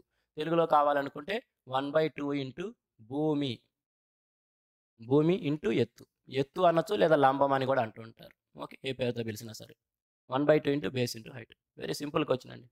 ఫార్ములా తెలవని వాళ్ళు రాసుకోండి. తెలిసిన వాళ్ళైతే గనుక ఇదంతా రాయాల్సిన అవసరం లేదు. సింపుల్‌గా తీసుకోవచ్చు. దాని యొక్క ఏరియా 42 ఇచ్చాడు. దాని యొక్క పర్పెండిక్యులర్ లేదా హైట్ 10 అని ఇచ్చాడు. మరి ఏరియా ఎలా వచ్చుంటదండి? 1/2 ఇంటూ బేస్ మనకు తెలవదు. ఇంటూ హైట్ ఎంత అన్నాడండి? హైట్ ఎంత అన్నాడు? 10 ఈజ్ ఈక్వల్ టు దేనికి సమానం అని ఇచ్చాడు? 42. దాని యొక్క ఏరియా ఇచ్చాడు 42. మనకు కావాల్సింది బేస్. ఎలా తీసుకోవచ్చు? ఎలా తీసుకోవచ్చండి? బేస్ కావాలనుకుంటే ఏం చేస్తాం? ఇక్కడ ఒకవేళ 2 1 2 5 క్యాన్సిల్ చేసుకోండి. 2 1 2 5 కాబట్టి బేస్ ఈజ్ ఈక్వల్ టు ఏమవుతుంది? 42/5 దట్ ఈజ్ ఈక్వల్ టు 5 ఎందులో 40 2 ఉంది కాబట్టి 5 4 8.4 ఎక్కడండి? ఆప్షన్స్. ఆప్షన్ సి అనమాట. సింపుల్‌గా చేసేయచ్చండి ఇక్కడ. ఇదంతా తెలిస్తే రెడ్‌లో రాసిందంతా తెలిస్తే మీరు అదంతా చేయక్కర్లేదు. కేవలం నేనైతే గ్రీన్‌లో రాసానో అది మాత్రమే మీరు చేయాల్సింది. ఆ ఫార్ములా తెలవని విద్యార్థులు ఎవరైనా ఉంటే అది రాసుకోండి. ఇక్కడ పర్పెండిక్యులర్ ఏంది? హైట్ అనేది కన్‌ఫ్యూజ్ అవ్వద్దు. 2 ఒకటే. లంబము అన్నా ఎత్తన్నా ఒకటే. Okay. 8.4 is the correct answer. 49కి option C. Next one. P can do a piece of work in 200 days. Q and R can do the same work in 100 days. PQR started the work together and they worked together for 40 days. And then Q left the work and P and R together finished the remaining work in 40 days. Find the number of days in which Q alone can do the total work. మంచి question, జాగ్రత్త చదవండి. Data ఎక్కువ ఇచ్చాడు కానీ easy question. P can do a piece of work in 200 days. P అనే వ్యక్తి ఒక పనిని 200 రోజుల్లో పూర్తి చేయగలడు. Q and R can do the same work in 100 days. Q మరియు R ఇద్దరు కలిస్తే అదే పనిని 100 రోజుల్లో పూర్తి చేయగలరు. అక్కడ 200 ఇక్కడ 100 కనపడుతున్నాయి. కాబట్టి టోటల్ వర్క్‌ని ఏమనుకోవచ్చు మనం? 200 అనుకుందాం. టోటల్ వర్క్‌ని ఏమనుకుందామండి? 200 అనుకుందాం. ఇబ్బంది ఏమి లేదు. తర్వాత P can do a piece of work in 200 days అన్నాడు. P అనే వ్యక్తిని ఈ 200 పనిని 200 రోజుల్లో చేస్తున్నాడు కాబట్టి P యొక్క వక్రత సామర్థ్యం ఏమి రాసుకోవచ్చు? P యొక్క వక్రత సామర్థ్యం 1. ఎందుకంటే టోటల్ వర్క్ 200. ఆ 200 పని 200 రోజుల్లో చేస్తున్నాడు. కాబట్టి ఒక్కొక్క రోజుకి ఒక పని చేసినట్టు. కాబట్టి P యొక్క ఒక రోజు కెపాసిటీ 1. తర్వాత ఏమన్నాడు చూడండి? Q and R can do the same work in 100 days. Q మరియు R ఇద్దరు కలిస్తే అదే పనిని 100 రోజుల్లో చేయగలరు అంటున్నాడు. 200 పనిని 100 రోజుల్లో చేయగలుగుతున్న 200 పనిని 100 రోజుల్లో చేస్తే రోజుకి 2 జరిగినట్టు. కాబట్టి QR ఇద్దరు కలిస్తే QR ఇద్దరు కలిస్తే ఒక రోజు యొక్క కెపాసిటీ ఎంత అండి? 2. QR ఇద్దరు కలిస్తే ఒక రోజు కెపాసిటీ 2. ప్రస్తుతానికి విడివిడిగా వాళ్ళ కెపాసిటీస్ మనకు తెలవదు. కంబైన్డ్ కెపాసిటీ తెలుసు, అది అలా ఉంచండి. తర్వాత ఏమన్నాడు చూడండి? PQR started the work together and they worked together for 40 days. PQR ముగ్గురు కలిసి పని ప్రారంభించారు. మరి వారందరూ 40 రోజుల పాటు కలిసి పని చేశారు అంటున్నాడు. ఫ్రెండ్స్ ఇక్కడ PQR ముగ్గురు కలిస్తే గనక ఎంత పని అయిద్దండి? PQR ముగ్గురు కలిస్తే ఒక రోజుకి ఎంత పని జరిగిద్దండి? ఇక్కడ 1, ఇద్దరు కలిస్తే 2, మొత్తం ఎంత పని జరిగిద్ది? 3 పని. అలా ఎన్ని రోజుల పాటు వాళ్ళు పని చేశారంటున్నాడు? 40 రోజులు పని చేశారు అంటున్నాడు. రోజుకు 3 చొప్పున 40 రోజుల్లో వాళ్ళు చేయదగిన పని ఏందండి? 120 పని. మొత్తం పని 200, 120 పని కంప్లీట్ చేసేసారు. ఇక రిమైనింగ్ వర్క్ ఏముంటుందండి? రిమైనింగ్ వర్క్ ఏముంటుంది? ఇక్కడ ఆర్ అంటే ఈ ఆర్ కాదండి, రిమైనింగ్ అని. ఓకే, మిగిలిన పని రిమైనింగ్. జాగ్రత్తగా గమనించండి. రిమైనింగ్ వర్క్ లెక్కలో ఆర్ ఉంది కాబట్టి ఈ ఆర్ని కూడా మీరు ఆర్ అనుకోవచ్చు. కన్ఫ్యూజ్ అవ్వమాకండి. అది రిమైనింగ్, ఇక మిగతా పని అని. 200లో 120 పని అయిపోయింది కాబట్టి ఇక మిగిలింది ఎంత అండి? 80 పని. ఇక 80 పని మిగిలింది. ఈ 80 పని తర్వాత ఏం జరిగిందో లెక్క చదువుతాం. 40 days and then Q left the work. ఇప్పుడు క్యూ అనేవాడు పనిలో నుంచి వెళ్ళిపోయాడు. ఇంతకు ముందు ముగ్గురు కలిసి పని చేశారని PQR ముగ్గురు కలిసి పని చేశారు. ఇప్పుడు క్యూ వెళ్ళిపోతే ఇంక పని చేస్తుంది ఎవరు? P మరియు R ఇద్దరే పని చేస్తున్నారు. And P and R together finish the remaining work in 40 days. ఈ లైన్ చూడండి. P and R together finish the remaining work in 40 days. P మరియు R ఇద్దరు కలిసి మిగతా పనిని 40 రోజుల్లో పూర్తి చేశారు అంటున్నాడు. ఫ్రెండ్స్ గమనించండి, ఇక్కడ క్యూ వెళ్ళిపోతే ఇక మిగతా పని 80ని PR ఇద్దరు కలిస్తే 40 రోజుల్లో పూర్తయింది అంటున్నాడు. అంటే ఈ PR ఇద్దరు కలిస్తే ఒక రోజు పని 1 డేలో ఏం చేయగలరో గమనించామనుకోండి. 1 డేలో ఏం చేయగలరో గమనిస్తే మిగిలిన పని అంతా 80 పని. ఈ 80 పనిని వాళ్ళు 40 రోజుల్లో చేశారు. కాబట్టి ఆ 80ని మనం 40తో డివైడ్ చేస్తే వచ్చే 2 ఏమవుతుందండి? PR ఇద్దరి యొక్క ఒక రోజు కెపాసిటీ. PR ఇద్దరు కలిస్తే ఒక రోజులో ఎంత జరిగిద్దని తెలుస్తుంది మనకి? 2. ఇప్పుడు మనకి చూడండి, PR ఇద్దరు కలిస్తే ఒక రోజుకి 2 జరుగుతున్నాడు. దాంట్లో P యొక్క కెపాసిటీ అంతా 1. ఇప్పుడు PR ఇద్దరు కలిస్తే 2 అంటున్నాడు. దాంట్లో P యొక్క కెపాసిటీ ఒక రోజుకి 1 అని తెలిస్తే మరి R యొక్క కెపాసిటీ కూడా ఏమవ్వాలి? 1 అవ్వాలి కదా. అప్పుడేగా ఇద్దరు కలిస్తే 2 అయ్యేది. అంటే ఇక్కడ మనకి R యొక్క కెపాసిటీ విడిగా తెలిసిపోయింది. R యొక్క కెపాసిటీ అంతా, R యొక్క ఒక రోజు కెపాసిటీ అంతా 1. ఇందాకేమన్నాడు? QR ఇద్దరు కలిస్తే ఒక రోజుకి ఎంత జరిగిద్దంట? 2. QR ఇద్దరు కలిస్తే ఒక రోజుకి 2 చేయగలరు. దాంట్లో R యొక్క కెపాసిటీ 1. కాబట్టి Q యొక్క కెపాసిటీ ఎంత అయ్యిద్ది? Q యొక్క కెపాసిటీ కూడా 1 అయ్యిద్ది. Q యొక్క కెపాసిటీ కూడా 1. అంటే ముగ్గురు కూడా సమానమైన సామర్థ్యాలు కలిగి ఉన్నారు. ముగ్గురు యొక్క కెపాసిటీ కూడా ఈక్వల్‌గా ఉంది. ఇప్పుడు మనకి క్యూ యొక్క కెపాసిటీ కూడా వచ్చేసింది. లాస్ట్‌లో ఏమంటున్నాడు చూడండి, find the number of days in which Q alone can do the total work. Q అనే వ్యక్తి మొత్తం పనిని ఒంటరిగా చేస్తే ఎంత కాలంలో చేయగలడు? ఫ్రెండ్స్, క్యూ అనే వ్యక్తి ఒక రోజు కెపాసిటీ ఒకటండి. క్యూ అనేవాడు టోటల్ వర్క్ చేయాలంటున్నాడు. టోటల్ వర్క్ ఎంత? 200. Total work 200. వాడికి కెపాసిటీ ఎంత? రోజుకి 1. కాబట్టి 200 పని చేస్తానికి వాడికి 200 డేసే పట్టిద్ది. ఏదైతే ఉందో పి ఎంత టైం అయితే తీసుకున్నాడో ఒంటరిగా పనిచేస్తూ, క్యూ యొక్క సామర్థ్యం కూడా అదే కాబట్టి పికి ఎంత టైం పడితే క్యూకి అదే టైం పట్టిద్ది. That is 200 days. ఎక్కడ? Option D. ఇదంతా నిజానికి ఇంత రాయాల్సిన అవసరం లేదు. జస్ట్ మీకు ఎక్స్‌ప్లెయిన్ చేయడానికి రాశాను. స్టూడెంట్స్ అర్థం చేసుకొని మీరు స్టెప్స్ తగ్గించుకోండి. ఓకే. ఈ పీలు, క్యూలు ఇవన్నీ రాయడం, రిమైనింగ్ ఇంతనే రాయడం కూడా మీరు అర్థం చేసుకొని తగ్గించుకోవాలి. అది మీ బాధ్యత.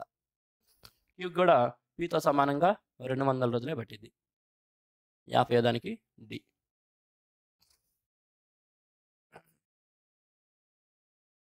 ఫ్రెండ్స్, జనవరి 1వ తారీఖు నుంచి కంప్లీట్ అర్థమెటిక్ కోర్స్ ఒకటి మన ఛానల్‌లో స్టార్ట్ అవుతుంది. దీంట్లో మీకు RS Agarwal quantitative aptitude book ఏదైతే ఉందో 2024 రీసెంట్‌గా జస్ట్ ఒక వారం క్రితం రిలీజ్ అయిన బుక్ ఏదైతే ఉందో ఆ బుక్‌ని కంప్లీట్‌గా నేను ఎక్స్‌ప్లెయిన్ చేయబోతున్నాను. ఫ్రెండ్స్, ఏ ఎగ్జామ్‌కి మీరు ప్రిపేర్ అవుతున్నారని కాదు, అర్థమెటిక్ అనేది నేర్చుకోవాలనుకున్న ప్రతి ఒక్క విద్యార్థికి ఇంతకంటే బెస్ట్ కోర్స్ ఖచ్చితంగా దొరకదని నేను చెప్పగలను. ఆర్ఎస్ అగర్వాల్ అనేది మీరు చూస్తున్నారు, చాలామంది తెలుగు మీడియం విద్యార్థులు చిన్న బుక్ ఉంటుంది. అది కాదండి ఇది. ఇది కేవలం ఇంగ్లీష్‌లో మాత్రమే దొరికే బుక్. ఇంగ్లీష్ మీడియంలో మాత్రమే దొరుకుతుంది. దీనిలో సుమారుగా 4500 క్వెషన్స్ కంటే ఎక్కువ ఉంటాయి. మనకు దొరికే తెలుగు మీడియం బుక్ అనేది వేరు. దాంట్లో సుమారుగా 1700 బిట్లు ఉంటాయి. అది నేను పుట్టక ముందు నుంచి అదే బుక్ ఉంది. ఇప్పుడు ఈ బుక్ వచ్చేటప్పటికి మనకి 2023లో జరిగిన ఎగ్జామ్స్‌లో ఇవ్వబడిన క్వెషన్స్ కూడా ఇంక్లూడ్ అయ్యి చాలా అడ్వాన్స్డ్‌గా బుక్‌ని ఇవ్వడం జరిగింది. దీనిలో మొత్తం మీకు సుమారుగా 4500 క్వెషన్స్ పైనే ఉంటాయి. ఈ బుక్ మొత్తాన్ని కూడా ఎక్స్‌ప్లెయిన్ చేస్తే ఇండియాలో ఈ బుక్ కోర్స్ చెప్పేది నేనొక్కడినే. 2020లో 2020లో అప్పటి RS Agarwal new book English medium యొక్క బుక్ కంప్లీట్ కోర్స్ నేనొక్కడినే చేసించాను. మన తెలుగులో ఉన్న ఫ్యాకల్టీలందరూ కూడా మీరు ఆ వాళ్ళు వీళ్ళనేది ఎవరి పేరు చెప్పినా, ఏ ఇన్‌స్టిట్యూట్ పేరు చెప్పినా సరే ఆ ఫ్యాకల్టీలందరూ కూడా ఆ కోర్స్‌లో చేరి కంప్లీట్ కాన్సెప్ట్ నేర్చుకోవడానికి చేరారు. అదేవిధంగా ఈ కోర్సులో కూడా నేను మీకు కంప్లీట్ కాన్సెప్ట్ చెప్పేది కేవలం నా యొక్క కోర్స్ మాత్రమే నేను ఖచ్చితంగా చెప్పగలను. తెలుగులో మీకు ఏ ఎగ్జామ్‌కి ప్రిపేర్ అవుతున్న వారికైనా సరే కంప్లీట్ కాన్సెప్ట్ ప్లస్ ఒక క్వెషన్ ఇన్ని విధాలా చేయొచ్చు, అన్ని విధాలా నేర్చుకోవాలి. ది బెస్ట్ అర్థమెటిక్ కోర్స్ నేర్చుకోవాలనుకుంటే ప్రతి ఒక్కరు తప్పనిసరిగా ఈ కోర్సులో జాయిన్ అవ్వచ్చు. ఈ కోర్స్‌కి సెపరేట్‌గా ఈ కోర్సులో మాత్రమే మీకు దొరికే స్పెషల్ ఫీచర్స్ ఇక్కడ మీరు చూసుకోవచ్చు. పూర్తి కాన్సెప్ట్‌ని ఖచ్చితంగా నేనొక్కడినే ఖచ్చితంగా చెప్పగలను. నేనొక్కడినే మాత్రం మీకు కంప్లీట్ కాన్సెప్ట్ ఎక్స్‌ప్లెయిన్ చేసే కోర్సు. అదేవిధంగా ప్రతి చాప్టర్‌కి కూడా ఏ చాప్టర్ మీరు తీసుకున్నా సరే ప్రతి చాప్టర్‌కి ఆ చాప్టర్‌కి సంబంధించిన కంప్లీట్ కాన్సెప్ట్స్ అన్ని ఎక్స్‌ప్లెయిన్ చేస్తూ సెపరేట్ కాన్సెప్ట్ వీడియోస్ ఈ కోర్సులో ఉంటాయి మీకు. అదేవిధంగా ప్రతి క్వెషన్‌ని కూడా ది బెస్ట్ వేలో షార్ట్‌కట్‌లో ఎలా చేయొచ్చని ఆ షార్ట్‌కట్స్ కూడా యూనివర్సల్ అప్లికేషన్ ఉండేట్టు కంప్లీట్ కాన్సెప్ట్ నుంచే తీసుకుంటాం మనం షార్ట్‌కట్స్. అదేవిధంగా కాన్సెప్ట్ ఆధారం చేసుకునే బెస్ట్ షార్ట్‌కట్స్ ఈ కోర్సులో ఉంటాయి మీకు. 4500 కంటే ఎక్కువ క్వెషన్స్ ఎక్స్‌ప్లెయిన్ చేయడం జరుగుతుంది. అదేవిధంగా ఈ బుక్ అయితే మీకు తెలుగులో దొరకదండి. తెలుగులో రిలీజ్ కూడా కాదు. కాబట్టి ఈ తెలుగు బుక్ మొత్తాన్ని కూడా ట్రాన్స్‌లేట్ చేసి చక్కగా మీకు టైప్ చేసిన తెలుగు పీడీఎఫ్ మొత్తం కూడా ఈ కోర్సులో జాయిన్ అయినోళ్ళకి ఇవ్వడం జరుగుతుంది. ఫ్రెండ్స్, ఈ కోర్స్ అనేది జనవరి 1వ తారీఖున స్టార్ట్ చేస్తున్నాను. ఫీజు రూ. 2000. వ్యాలిడిటీ మొదటి 100 విద్యార్థులకు మాత్రమే. మొదటి 100 స్టూడెంట్స్ వరకి వ్యాలిడిటీ మాత్రం నేను 1 ఇయరే ఇస్తాను. 1 ఇయరే ఇస్తాను. ఎందుకంటే ఈ కోర్సు మొత్తం కూడా 250 గంటల పైనే ఉంటుంది. చెప్పడానికే నాకు 2.5 మంత్స్ లేదా 3 మంత్స్ పడుతుంది. డైలీ వీడియో ఉంటుందండి. 3 మంత్స్‌లో కోర్స్ కంప్లీట్ చేయడం జరుగుతుంది. వ్యాలిడిటీ అయితే మీకు 1 ఇయర్ ఉంటుంది. సరే ఉంటుంది కదా కోర్సు, తర్వాత జాయిన్ అవ్వచ్చులే అని నెగ్లెక్ట్ చేయొద్దు. ఎందుకంటే తర్వాత వ్యాలిడిటీ అనేది నేను 6 మంత్స్ ఆర్ 5 మంత్స్‌కే తగ్గించేయడం జరిగిద్ది. మొదటి 100 మంది స్టూడెంట్స్‌కి మాత్రం 1 ఇయర్ కంప్లీట్ వ్యాలిడిటీ ఇస్తాను. ఈ కోర్స్ అనేది మొత్తం చెబుతున్నానండి, చాలా పెద్ద కోర్సు. 250 గంటలు ఉంటుంది. చెప్పే కాన్సెప్ట్స్ 4500 క్వెషన్స్ మీరు అర్థం చేసుకొని రివిజన్ చేసి మరలా మరలా చూడడానికి చాలా టైం పడుతుంది. కాబట్టి మొత్తం 1 ఇయర్ వ్యాలిడిటీ పొందాలనుకుంటే మాత్రం తప్పనిసరిగా మొదటి 100 మంది స్టూడెంట్స్ వరకే మీరందరూ కూడా తప్పనిసరిగా జాయిన్ అవ్వచ్చు. ఓకే. కోర్స్ అనేది మీకు యాప్‌లో దొరుకుతుందండి. మన యొక్క క్వాంట్ ఆప్సెస్ అనే యాప్‌ని మీరు డౌన్‌లోడ్ చేసుకోవచ్చు. మీకు ఇంకా ఏమైనా డౌట్స్ ఉన్నా లేదా కోర్స్ నుంచి తెలుసుకోవాలనుకుంటే this is my personal number. ఈ నంబర్‌కి మీరు కాల్ చేయొచ్చు. ఓకే. కాల్ ఆర్ వాట్సాప్ చేసి కోర్స్ యొక్క డీటెయిల్స్ తెలుసుకోవచ్చు. అర్థమెటిక్ నేర్చుకోవాలనుకునే వాళ్ళకి ది బెస్ట్ కోర్స్ అని నేను ఖచ్చితంగా చెప్పగలను. ఎంతకంటే బెస్ట్ కోర్స్ మీకు దొరకదు. కంప్లీట్ కాన్సెప్ట్ మీరు ఏ ఎగ్జామ్‌కి ప్రిపేర్ అవుతున్నా సరే, మేము ఆ ఎగ్జామ్‌కి, ఈ ఎగ్జామ్‌కి అని లేదు. మీరు SI constable, police exams prepare అవుతున్నా, బ్యాంకింగ్ ఎగ్జామ్స్ ప్రిపేర్ అవుతున్నా, ఎస్ఎస్‌సికి సంబంధించి సీజీఎల్, టీహెచ్ఎస్ఎల్, ఎంటీఎస్ ఏ ఎగ్జామ్‌కి ప్రిపేర్ అవుతున్నా, సిపిఓకి ప్రిపేర్ అవుతున్నా, లేదు ఎంట్రన్స్ ఎగ్జామ్స్ ప్రిపేర్ అవుతున్నా, రైల్వే ఎగ్జామ్స్ ప్రిపేర్ అవుతున్నా, ఏ ఎగ్జామ్ అయినా సరే అర్థమెటిక్ అనేది మీకు ఉంది అంటే ఇంతకంటే బెస్ట్ కోర్స్ మీకు దొరకదని ఖచ్చితంగా చెప్పగలను. వెరీ లెస్ ప్రైస్ రూ. 2000కే 1 ఇయర్ వ్యాలిడిటీతో పొందాలనుకుంటే మొదటి 100 మంది స్టూడెంట్స్‌లో ఉండండి. ఓకే. ఫ్రెండ్స్, ఈ కోర్సులో మీకు ఎక్స్‌ప్లెయిన్ చేసే చాప్టర్స్ ఇవన్నీ. మొత్తం 27 టాపిక్స్ కంప్లీట్‌గా చెబుతాను. మీకు చూసుకోవచ్చు మీరు ఇక్కడ ఏమేమి టాపిక్స్ మనం ఎక్స్‌ప్లెయిన్ చేస్తామని. ఇక్కడ ఏదైతే ఆర్డర్ ఇచ్చానో అదే ఆర్డర్‌లో కూడా నేను చెప్పడం జరుగుతుంది. మీకు ఏ అర్థమెటిక్ ఎగ్జామ్ తీసుకున్నా సరే వీటిల్లో నుంచే వస్తాయి ఎగ్జామ్స్. ఏ చాప్టర్ మిస్ కాదండి. మీరు ఒకసారి చూసుకోవచ్చు ఏ చాప్టర్స్ నేను ఎక్స్‌ప్లెయిన్ చేస్తాననేది. ది బెస్ట్ కోర్సు ఎవరు కూడా మిస్ కావద్దు. ఆ వాలిడిటీని మిస్ కావద్దు. ఎందుకంటే తర్వాత నేను వాలిడిటీ తగ్గించేస్తాను. ఫీజు తగ్గదు కదా అనుకోవచ్చు. ఫీజు అయితే మార్చాను కానీ వాలిడిటీ మాత్రం తగ్గించేస్తాను. మీకు ఆ కోర్స్ ఖచ్చితంగా చెబుతాను 2, 3 సార్లు మొత్తం రివైజ్ చేసుకుంటే మాత్రమే మీకు కంప్లీట్ గ్రిప్ వచ్చేది. నెక్స్ట్ 51ది. Ratio of copper and gold in first and second alloy are 3:4 and 2:5 respectively. 14 kg of the first alloy is mixed with 21 kg of the second alloy. Find the ratio of the copper and gold respectively in the new mixture. The ratio of copper and gold in the first and second alloy are 3:4 and 2:5 respectively అంటున్నాడు. 2 మిశ్రమ లోహాలు ఉన్నాయంట. ఈ రెండింటిలో కూడా copper మరియు గోల్డే ఉన్నాయి. ఈ 2 మిశ్రమ లోహాల్లోనూ కాపర్ మరియు గోల్డే ఉన్నాయి. కాకపోతే వాటి యొక్క ప్రపోర్షన్స్ తేడాగా ఉన్నాయి. మొదటి దాంట్లో కాపర్ మరియు గోల్డ్ యొక్క రేషియో 3:4గా ఉంది. రెండవ ఎలాయిలు అంటే మిశ్రమ లోహంలో కాపర్ మరియు గోల్డ్ అనేది 2:5 రేషియోలో ఉంది. ఈ రెండు ఏవైతే ఉన్నాయో మిశ్రమ లోహాలు ఎల్ఐస్ ఈ రెండింటిని కూడా మొదటి దానినేమో 14 కేజీలు, రెండవ దాన్నేమో 21 కేజీలు తీసుకొని ఈ రెండింటిని కలిపి వేసి మరొక మిశ్రమ లోహం ఈ రిజల్టెంట్ ఎలా తయారు చేశాడు. దానిలో కాపర్ మరియు గోల్డ్ యొక్క రేషియో ఎలా ఉంటుంది, ఆ కొత్తగా ఏర్పడిన మిశ్రమంలో కాపర్ మరియు గోల్డ్ యొక్క రేషియో ఎలా ఉంటుంది అంటున్నాడు. ఫ్రెండ్స్ గమనించండి, 2 రకాల మిశ్రమ లోహాలను తీసుకొని మూడో దాంట్లో కలిపి వేసి మూడో దాన్ని తయారు చేసినప్పుడు దాంట్లో వచ్చే కాపర్ ఎక్కడి నుంచి వచ్చి ఉంటుంది. మొదటి దాంట్లో కాపరు ప్లస్ రెండో దాంట్లో కాపర్ రెండు కలిస్తే ఈ రిజల్ట్ దాంట్లో కాపర్ అవ్వాలి. మరి దాంట్లో వచ్చి గోల్డ్ ఎక్కడి నుంచి వచ్చి ఉంటుంది, బయట నుంచి ఎక్కడి నుంచి కలపడం లేదు. మొదటి దాంట్లో ఉన్న గోల్డ్ ప్లస్ సెకండ్ దాంట్లో ఉన్న గోల్డ్ మొత్తం కలిస్తే దీంట్లో రిజల్ట్ అంటే గోల్డ్ అవ్వాలి. ఆ రెండింటి యొక్క రేషియో మనం చెప్పాలి. సరే ఇక్కడ ఉన్న కాంపోనెంట్స్ ఏంటండి, కాపరు గోల్డ్, కాపరు గోల్డ్. మొదటి దాంట్లో కాపర్ గోల్డ్ ఏ రేషియోలో ఉన్నాయి, 3:4గా ఉన్నాయి, 3:4గా. రెండో దాంట్లో అదే కాపర్ గోల్డ్ ఏ రేషియోలో ఉన్నాయి, 2:5గా ఉన్నాయి, 2:5గా. ఈ రెండింటిని కూడా ఏ రేషియోలో తీసుకున్నాడు అంటే వాటి యొక్క క్వాంటిటీస్ ఎలా ఉన్నాయంటే మొదటి దాన్ని 14 కేజీలు, తర్వాత దాన్ని 21 కేజీ తీసుకున్నాడు. మొదటి దాన్ని 14 కేజీలు తీసుకున్నాడు, రెండవ దాన్ని 21 కేజీ తీసుకున్నాడు. సింపుల్గా మనకు కావాల్సింది రేషియోనే కాబట్టి ఇవ్వబడిన ఏవైతే క్వాంటిటీస్ ఉన్నాయో వాటిని కూడా రేషియోనే తీసుకుందాం. ఏ రేషియోలో తీసుకున్నాడు అనేది. ఇది 7 రెళ్ళు 7 మూలుగా తీసుకోవచ్చు. అంటే సింపుల్గా 2:3లోనే తీసుకున్నాడని అర్థం చేసుకోవచ్చు. కాబట్టి ఈ రేషియోలో 2తో తీసుకున్నాడు కాబట్టి ఎలా చూడొచ్చండి మనం, మొత్తం కాపర్ ఏమవుతుంది 2 × 3 దట్ ఈస్ 6. అదేవిధంగా 3 × 2 దట్ ఈస్ 6 అనమాట. మొత్తం కాపర్ ఏమవుతుంది, మొదటి దాంట్లో నుంచి ఒక 6, రెండో దాంట్లో నుంచి ఒక 6 టోటల్ కాపర్ అవుతుంది. అదేవిధంగా గోల్డ్ కూడా ఏమవుతుందండి అర్థం చేసుకోండి. కాపర్ ఏమవుతుందంటే మొదటి దాంట్లో నుంచి 3 రెళ్ళు 6, అదేవిధంగా రెండో దాంట్లో నుంచి 2 3 6, ఇది టోటల్ కాపర్ అవుతుంది. అదేవిధంగా గోల్డ్ కూడా రెండో దాంట్లో నుంచి మొదటి దాంట్లో నుంచి 4 రెళ్ళు 8 గోల్డ్ వస్తుంది, రెండవ దాంట్లో నుంచి 5 3 15 గోల్డ్ వస్తుంది. కాబట్టి టోటల్ కాపర్కి టోటల్ గోల్డ్కి ఉండే రేషియో 6 6 కూడితే 12:8 5 13, 12:13 రేషియోలో ఉంటుంది. వెరీ సింపుల్గా రేషియో మెథడ్లో చేసేయచ్చు. That is option B, 12:23. దీన్ని అనేక డిఫరెంట్ మెథడ్స్లో కూడా చేయించండి ఫ్రెండ్స్. ఒకవేళ కోర్సులో ఎవరైనా జాయిన్ అయితే కనుక వారందరికీ కూడా ప్రతి question each and every question ఎన్ని మెథడ్స్లో చేయొచ్చు అన్ని మెథడ్స్ ఎక్స్ప్లెయిన్ చేస్తూ వెళ్తాను. ఓకే, 51 దానికి option B. Next one, a solid sphere is cut into 2 equal halves. What is the ratio of the total surface area of each hemisphere to that of the solid hemisphere? A solid hemisphere is cut into 2 equal halves. ఒక పెద్ద ఘనాకారమైన గోళం ఉందంటే దాన్ని 2 సమాన భాగాలుగా cut చేశాడు. అర్థం చేసుకోండి, పెద్ద గోళం ఉంది, 3D ఫిగర్ అంటే ఇది జస్ట్ మన సర్కిల్ గీచాను, మీరు అర్థం చేసుకున్న 3D ఫిగర్. దాన్ని 2 సమాన భాగాలుగా కట్ చేశాడు. ఇది సర్కిల్ 3D ఫిగర్ చేత్తో గీయలేం కాబట్టి ఆ విధంగా గీశాను.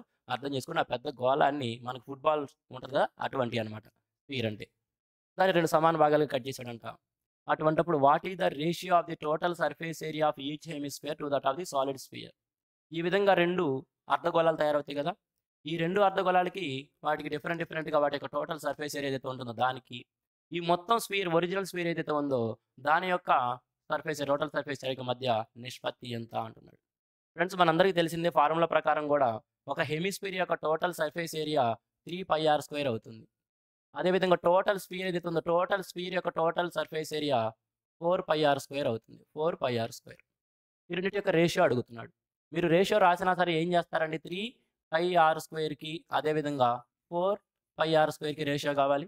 ఇటేపు πr², ఇటేపు πr² క్యాన్సిల్ చేస్తే ఏం మిగులుతుంది, సింపుల్గా 3:4 మిగులుతుంది. ఇదంతా మనకు ఒకవేళ మనకు బుర్రలో కనుక ఉన్నట్లయితే వాటి యొక్క ఫార్ములాస్ మనకి బుర్రలో గుర్తున్నట్లయితే ఏం చేయొచ్చు, మనం ఇవన్నీ కూడా రాయాల్సిన అవసరం లేదు. πr² రాయాల్సిన అవసరం లేదు. ఏమంటున్నాడు? ఒక స్పియర్‌ని 2 సమాన భాగాలుగా మార్చేశాను. పైన హెమిస్ఫియర్, కింద హెమిస్ఫియర్ మిగిలిద్ది. ఈ ఒక్కొక్క హెమిస్ఫియర్ యొక్క టోటల్ సర్ఫేస్ ఏరియాకి, ఈ టోటల్ పెద్ద స్ఫియర్ ఏదైతే ఉందో దాని యొక్క టోటల్ సర్ఫేస్ ఏరియాకి మధ్య రేషియో అడుగుతున్నాడు. మనందరికీ తెలుసు హెమిస్ఫియర్ యొక్క టోటల్ సర్ఫేస్ ఏరియా 3πr². ఈ కర్వ్ షేప్‌లో ఏదైతే ఉంటుందో, కర్వ్డ్ సర్ఫేస్ ఏరియా 2πr². కింద మరలా దానికి ఒక సర్కిల్ ఫార్మ్ ఉంటుంది కదా! దాని ఏరియా 1πr². మొత్తం కలిపి 3πr². కాబట్టి ఈ 3πr²కి అదేవిధంగా ఈ స్ఫియర్ మొత్తం ఏదైతే ఉంటుందో దాని యొక్క టోటల్ సర్ఫేస్ ఏరియా 4πr². మనకు ఫార్ములా తెలుసు. కాబట్టి 3:4 డైరెక్ట్‌గా ఆన్సర్ పెట్టేయొచ్చు. That is 3:4. ఫార్ములాస్ తెలిస్తే ఇంకేం చేయకుండా డైరెక్ట్‌గా ఆన్సర్ మార్క్ చేయొచ్చు. That is option D. Next question. Express 0.45235 as a fraction. గమనించండి 0.45235 వరకు బార్ ఉంది. దాన్ని భిన్న రూపంలో చెప్పండి అంటున్నాడు. డెసిమల్ ఫ్రాక్షన్స్ అనే చాప్టర్‌లో ఇవన్నీ నేర్చుకుంటాం మనం. ఇక్కడ ఏవైతే ఇవ్వబడిందో మొత్తం వాల్యూ 45,235 తీసుకుంటాము. 45,235 తీసుకుంటాం. దానిలో నుంచి బార్ కంటే ముందు, బార్ లేకుండా బయట ఏదైతే ఉందో ఆ 45 దాన్ని మైనస్ చేస్తాం, తీసేస్తాం. డివైడెడ్ బై బార్ కింద ఎన్ని డిజిట్స్ ఉన్నాయండి? 3 డిజిట్స్ ఉన్నాయి. బార్ కింద ఏమున్నాయి అనేది మనకు అనవసరం. అక్కడ 2 ఉందా, 3 ఉందా, 5 ఉందా మనకు అనవసరం. ఎన్ని ఉన్నాయి అనేది కావాలి. ఎన్ని ఉన్నాయి? 3 ఉన్నాయి. కాబట్టి 3 9లు పెడతాను. 3 బార్ కింద ఉన్నాయి కాబట్టి 3 9లు. బార్‌కి బయట 2 డిజిట్స్ ఉన్నాయి. కాబట్టి ఆ బార్ బయట ఉన్నటి కోసం 2 సున్నాలు పెడతాం. ఈ విధంగా ఎందుకు రాస్తామనేది మనం డెసిమల్ ఫ్రాక్షన్స్ అనే చాప్టర్‌లో తెలుసుకుంటాం. రిజల్ట్ ఏమవుతుందంటే 45,235లో నుంచి 45 తీసేయాలి. 35 పోతే ఇంకో 10 తీసేయాలి. 45,190. 45,190 డివైడెడ్ బై 3 9లు 2 సున్నాలు. కాబట్టి ఇక్కడ ఏం చెప్పొచ్చండి? ఈ 0 క్యాన్సిల్ చేయొచ్చు. ఆ 0 క్యాన్సిల్ చేస్తే ఈ 0 క్యాన్సిల్ చేస్తే ఇంకేం మిగిలింది? 45/19 బై 3 9లు 0. అదే కదండి మిగిలింది. ఈ 0 క్యాన్సిల్ చేసాం మనం. ఇక్కడ కూడా ఈ 0 క్యాన్సిల్ చేసాము. ఇక మిగిలింది ఏందండి? 45/19 బై 3 9లు 0. 9,990. ఇక్కడ option D. 45/19 by 9,990. Very simple question అండి డెసిమల్ ఫ్రాక్షన్స్ నుంచి. 53కి D. Next question. The fourth proportion to 3, 5 and 9 ఈజ్. ఫ్రెండ్స్ అక్కడ 3, 5, 9, 3 ఇచ్చాడు. వాటి యొక్క ఫోర్త్ ప్రపోర్షన్. ప్రతి వీడియోలోనూ మనకి third proportion, fourth proportion, mean proportion ఏదో ఒక క్వెషన్ ఉంటానే ఉంది. ప్రతి వీడియోలో కూడా చెబుతూనే ఉన్నాను. ఒకవేళ మన దగ్గర ఏ, బి, సి అనే 3 వాల్యూస్ కలిగి వాటి యొక్క ఫోర్త్ ప్రపోర్షన్ అడిగినట్లయితే, వాటి యొక్క ఫోర్త్ ప్రపోర్షన్ మనకు కావాలంటే ఏం చేస్తామండి? బీసీ/ఏ. దట్ ఈస్ బీసీ/ఏ కదా! ప్రతి వీడియోలోనే చెబుతూనే ఉన్నాను ఇది. కాబట్టి మీరు డైరెక్ట్‌గా చేయగలరు. ఇక్కడ మనకి 3ని ఏ అని, 5ని బి అని, 9ని సిగా చూసుకున్నట్లయితే వాటి యొక్క fourth proportion BC A. That is 5 × 9 divided by 3 కదా! 3 1లు 3 3లు కొట్టేసి 5 3లు ఎంత? 15. That is option B. కాబట్టి ఆ ఇవ్వబడిన 3 వాల్యూస్ ఏవైతే ఉన్నాయో వాటి యొక్క ఫోర్త్ ప్రపోర్షన్ ఎంత? 15. That is option B. Next one. The average of 7 natural numbers is 70. Among them, 6 numbers are 32, 69, 72, 65, 79 and 48. What is the 7th number? 7 సహజ సంఖ్యల యొక్క సరాసరి 70 అంట. ఆ 7లో 6 సంఖ్యలు ఏమేంటి అని ఇచ్చాడు. ఆ మిస్ అయిపోయిన 7వ సంఖ్య ఏమిటి అంటున్నాడు. ఫ్రెండ్స్ వెరీ ఈజీ క్వెషన్ కదండి. 7 సంఖ్యల యొక్క సరాసరి 70 ఇచ్చినప్పుడు ఆ 7 సంఖ్యల యొక్క మొత్తం మనం తీసుకోవచ్చు. అంటే 7 సంఖ్యలు కూడుకుంటే ఎంత అవుతుంది అనేది మనకు తెలిసిపోతుంది. వాటిలో 6 సంఖ్యలు ఇచ్చాడు కాబట్టి ఈ 6 సంఖ్యల యొక్క మొత్తాన్ని గనక మనం 7 సంఖ్యల మొత్తంలో నుంచి తీసేస్తే మిగిలిన సంఖ్యే కదా మనకు కావాల్సింది. వెరీ సింపుల్‌గా బేసిక్ నుంచి చేసేయచ్చండి. ఏమంటున్నాడు? 7 సంఖ్యల యొక్క యావరేజ్ 70 అన్నాడు. మరి యావరేజ్ తెలుసు, సంఖ్య తెలిసినప్పుడు మనకి సమ్ ఎలా వస్తుందండి? Sum is equal to average into number కదా! Sum is equal to average into number. ఇక్కడ యావరేజ్ ఎంత అన్నాడండి? యావరేజ్ ఎంత అన్నాడు? 70. అన్నిటి యొక్క యావరేజ్ 70. అదేవిధంగా 7 సంఖ్యలు అన్నాడు కాబట్టి ఏం చెప్పచ్చు? 7 49 కాబట్టి 490. 490. అంటే ఆ 7 సంఖ్యల యొక్క సమ్ ఏమో 490. ఇక్కడ గమనించండి మనం ఎలా చేస్తున్నామంటే sum of 7 minus sum of 6 తీసుకుంటే మనకు ఆ 7th నెంబర్ వచ్చేసింది కదా! Is equal to 7th number వచ్చేసిద్ది. 7 సంఖ్యల మొత్తంలో నుంచి 6 సంఖ్యల మొత్తం తీసేస్తే మనకు ఆ 7th నెంబర్ వచ్చేసిద్ది. ఇదంతా మీరేం రాయక్కర్లేదండి. ఏం చెయ్యబోతున్నాం అనే దృష్టి మీకు రావాలని రాశాను నేను. అంతేగాని మీరు ఇదంతా కూడా రాయకూడదు. 7 సంఖ్యల యొక్క మొత్తంలో నుంచి 6 సంఖ్యల యొక్క మొత్తం తీసేస్తే మిగతాదే ఆ 7వ మిస్ అయిపోయిన నెంబర్ మనకు వస్తుంది. ఇక్కడ 7 సంఖ్యల యొక్క సమ్ ఎంత వచ్చింది? 490 కాబట్టి మనం సింపుల్‌గా 490లో నుంచి ఏం తీసేయాలంటే 6 సంఖ్యల యొక్క మొత్తం. ఏమి ఇచ్చాడు 6 సంఖ్యలు ఈ 32, 69 ఏవైతే ఇచ్చాడో ఇవన్నీ కూడుకోవాలి. మరి అవన్నీ కూడితే ఏమవుతుంది? ఎంత అవుతుంది? 32, 69 అన్ని కూడితే 6, 3, 9, 7, 16, 6, 22, 29, 29, 4, 33, 330. తర్వాత కొరవలన్నీ కొడితే కనుక 2, 9, 11, 13, 18, 18, 9, 27, 8, 35 ప్లస్ 35, 365. ఎంతండి? 365. అవన్నీ కూడుకుంటే 365 అయింది. అప్పుడు 490 నుంచి 360 తీసి ఈ యొక్క 35, అయ్యి ఒక 90, 125. 125. ఓకే. ఏడో సంఖ్య ఏందండి? 125 ఎక్కడిచ్చాడు? Option D. Option D. Friends గమనించండి, ఏమి ఇచ్చాడంటే 7 సంఖ్యల యొక్క సరాసరి ఇచ్చాడు కాబట్టి ఆ 7 సంఖ్యల యొక్క మొత్తం మనం తీసుకున్నాం 490. దానికోసం మీరు some is equal to average into number ఇదంతా రాయాల్సిన అవసరం లేదు. అది మనకు తెలిస్తే 77 490 అని డైరెక్ట్గా 490 రాస్తారు. ఈ స్టెప్పే రాయాల్సింది మీరు. మీరు రాయాల్సింది ఇదే. ఇప్పుడు నేను ఏదైతే సర్కిల్లో పెట్టాను ఈ ఒక్క స్టెప్పే మీరు రాయాల్సింది. దాన్ని చెప్పడం కోసం పైనవన్నీ మీకు ఎక్స్ప్లెయిన్ చేశాను. కాబట్టి 77 490 తీసుకుంటాము మైనస్ మిగతా ఆరిటి యొక్క సమ్ము కావాలి మనకి. అవన్నీ కూడా 32, 69, 72, 65, 79, 48 కూడుకోవాలి. అవన్నీ ఎలా కూడుకుంటారనేది మీ కెపాసిటీ మీద ఆధారపడింది. మీరు కూడారు. అవన్నీ కూడితే 365 అయింది. కాబట్టి 490లో నుంచి 365 తీసేసారు. మిగతా 125 మనకు కావాల్సిన 7th నెంబర్ మిస్ అయిపోయిన నెంబర్. అది ఎక్కడ ఇచ్చాడు? ఆప్షన్ డీలో ఇచ్చాడు కాబట్టి ఆప్షన్ డీని మన ఆన్సర్గా పెట్టాం. 55కి D.